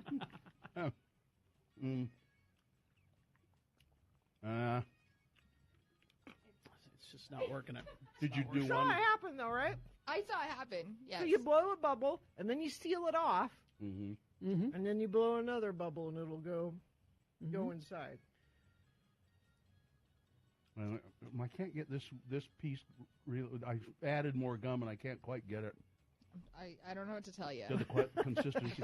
Now you made a pronouncement, Katie. I don't chew gum. Ever? It was like the woman yesterday in the soda line that said I don't drink soda. Yeah. Wait a minute. Let's explore that. Why don't you? Even like a little tiny piece of mint gum? I don't like the texture. I don't like the smacking of it. No. Not If I'm gonna do that, I'm gonna have mints. Okay. Mints are my way to go. I've never liked gum. I think it's gross, and then people are dumb and they take it out and they stick it underneath things. That's true. And it's gross. It's not healthy. It's gross. It's gross, guys. It's gross. It's the jaw exercise, though. What about the reverse bubble? Can you do that? Oh, Sue does that all the time. What's that? She'll do that snappy sound. See, these are all things that you don't do with mints that I enjoy, like not making sounds. You can't blow bubbles with mints. No, you can't. No. Well, unless you're really talented, you might be able to.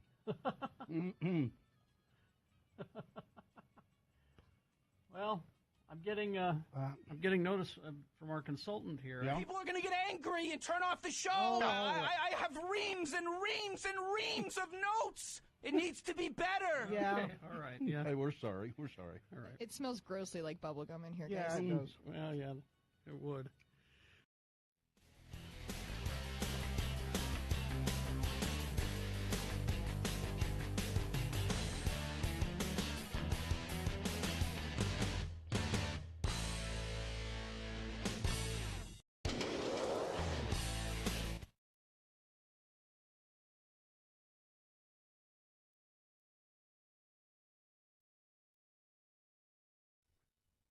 Bob's House of Hose. Nancy Pelosi's husband got PPP loan from the federal government. Did Bob's House of Hose get a PPP? I don't know. I'll have to check with Bob and see. Bob's House of Hose did not receive PPE. Bob's House of Hose is too small of a business, even though these loans were meant for small business. Bob, Yeah. how many employees? I'm not actually Bob, you realize. I'm the announcer for Bob's House of Hose. Well, announcer, how I many? can get Bob if you'd like. Is he there? Bob's here in the sound booth with me. Nice. Telling you what to say. What do you want? Bob is the only employee at Bob's House of I'm an Hose. independent contractor. Obama!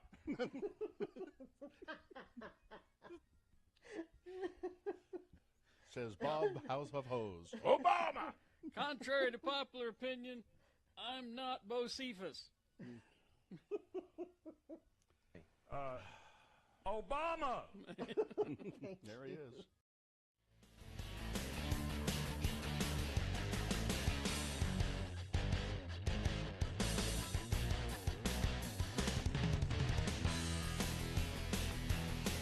The song is Kilby Girl. And it's because, I saw this, our friend Jake posted this, and he said, not too bad for kids that I hired to play Weber State homecoming football game tailgate, and then later had to open for X96's Nightmare Before Xmas show. Mm-hmm. They are going to be on Jimmy Kimmel tonight.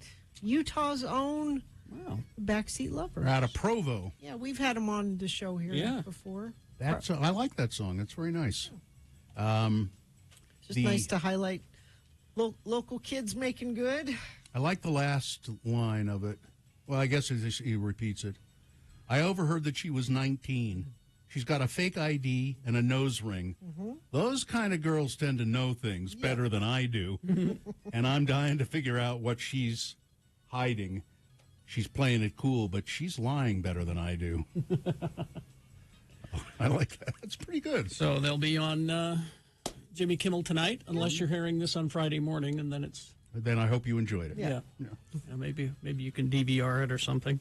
That song has done very well for them on Spotify. Mm-hmm. Yes. It's a very popular tune. 100 million streams. Mm-hmm. Yep. Over 100 million streams. We knew them when. We still know them. They're okay. I think it's cool that, it just kills me sometimes because I'll be in another city and it'll come up, we'll be talking to somebody and it'll come up what I do for a living. And so I play alternative music. So, all alternative. Oh, do you know Neon Trees? Yes. It's like, yes. Well, yeah, kind of. Yeah. Yes. Yes, we've met. How about the Killers? Yes. Yeah, kind of. They're both from Utah. Know, and we claim Imagine Dragons as well. Sure we do. This is another one that I can say that to now. Yeah. All right. Let's see. Let's record the promo and crawl towards the exits. Now, I've not pre-read this. Oh, you have to act so a little bit. There's Carrie. acting. Just a little bit. Gotta find it here. A tiny, just a smidge of acting. Okay. Let's see. Oh, this is a Gina Barberi production. Okay. I'm really excited for Friday's Radio from Hell show. Well, of course, because we'll be having another drink with Jimmy the Wine Guy. Well, yes, that. But also, it's Owen Wilson's birthday, and that means we get Carrie Jackson's award-winning Owen Wilson impression. I'm not going to do it. Come on, Carrie. You know you want to. Come on, Carrie. Friends of the program do love it. Gosh. There it is. More Owen Wilson on tomorrow's Radio from Hell show on X96. And that is the impression. That's it. It's gosh.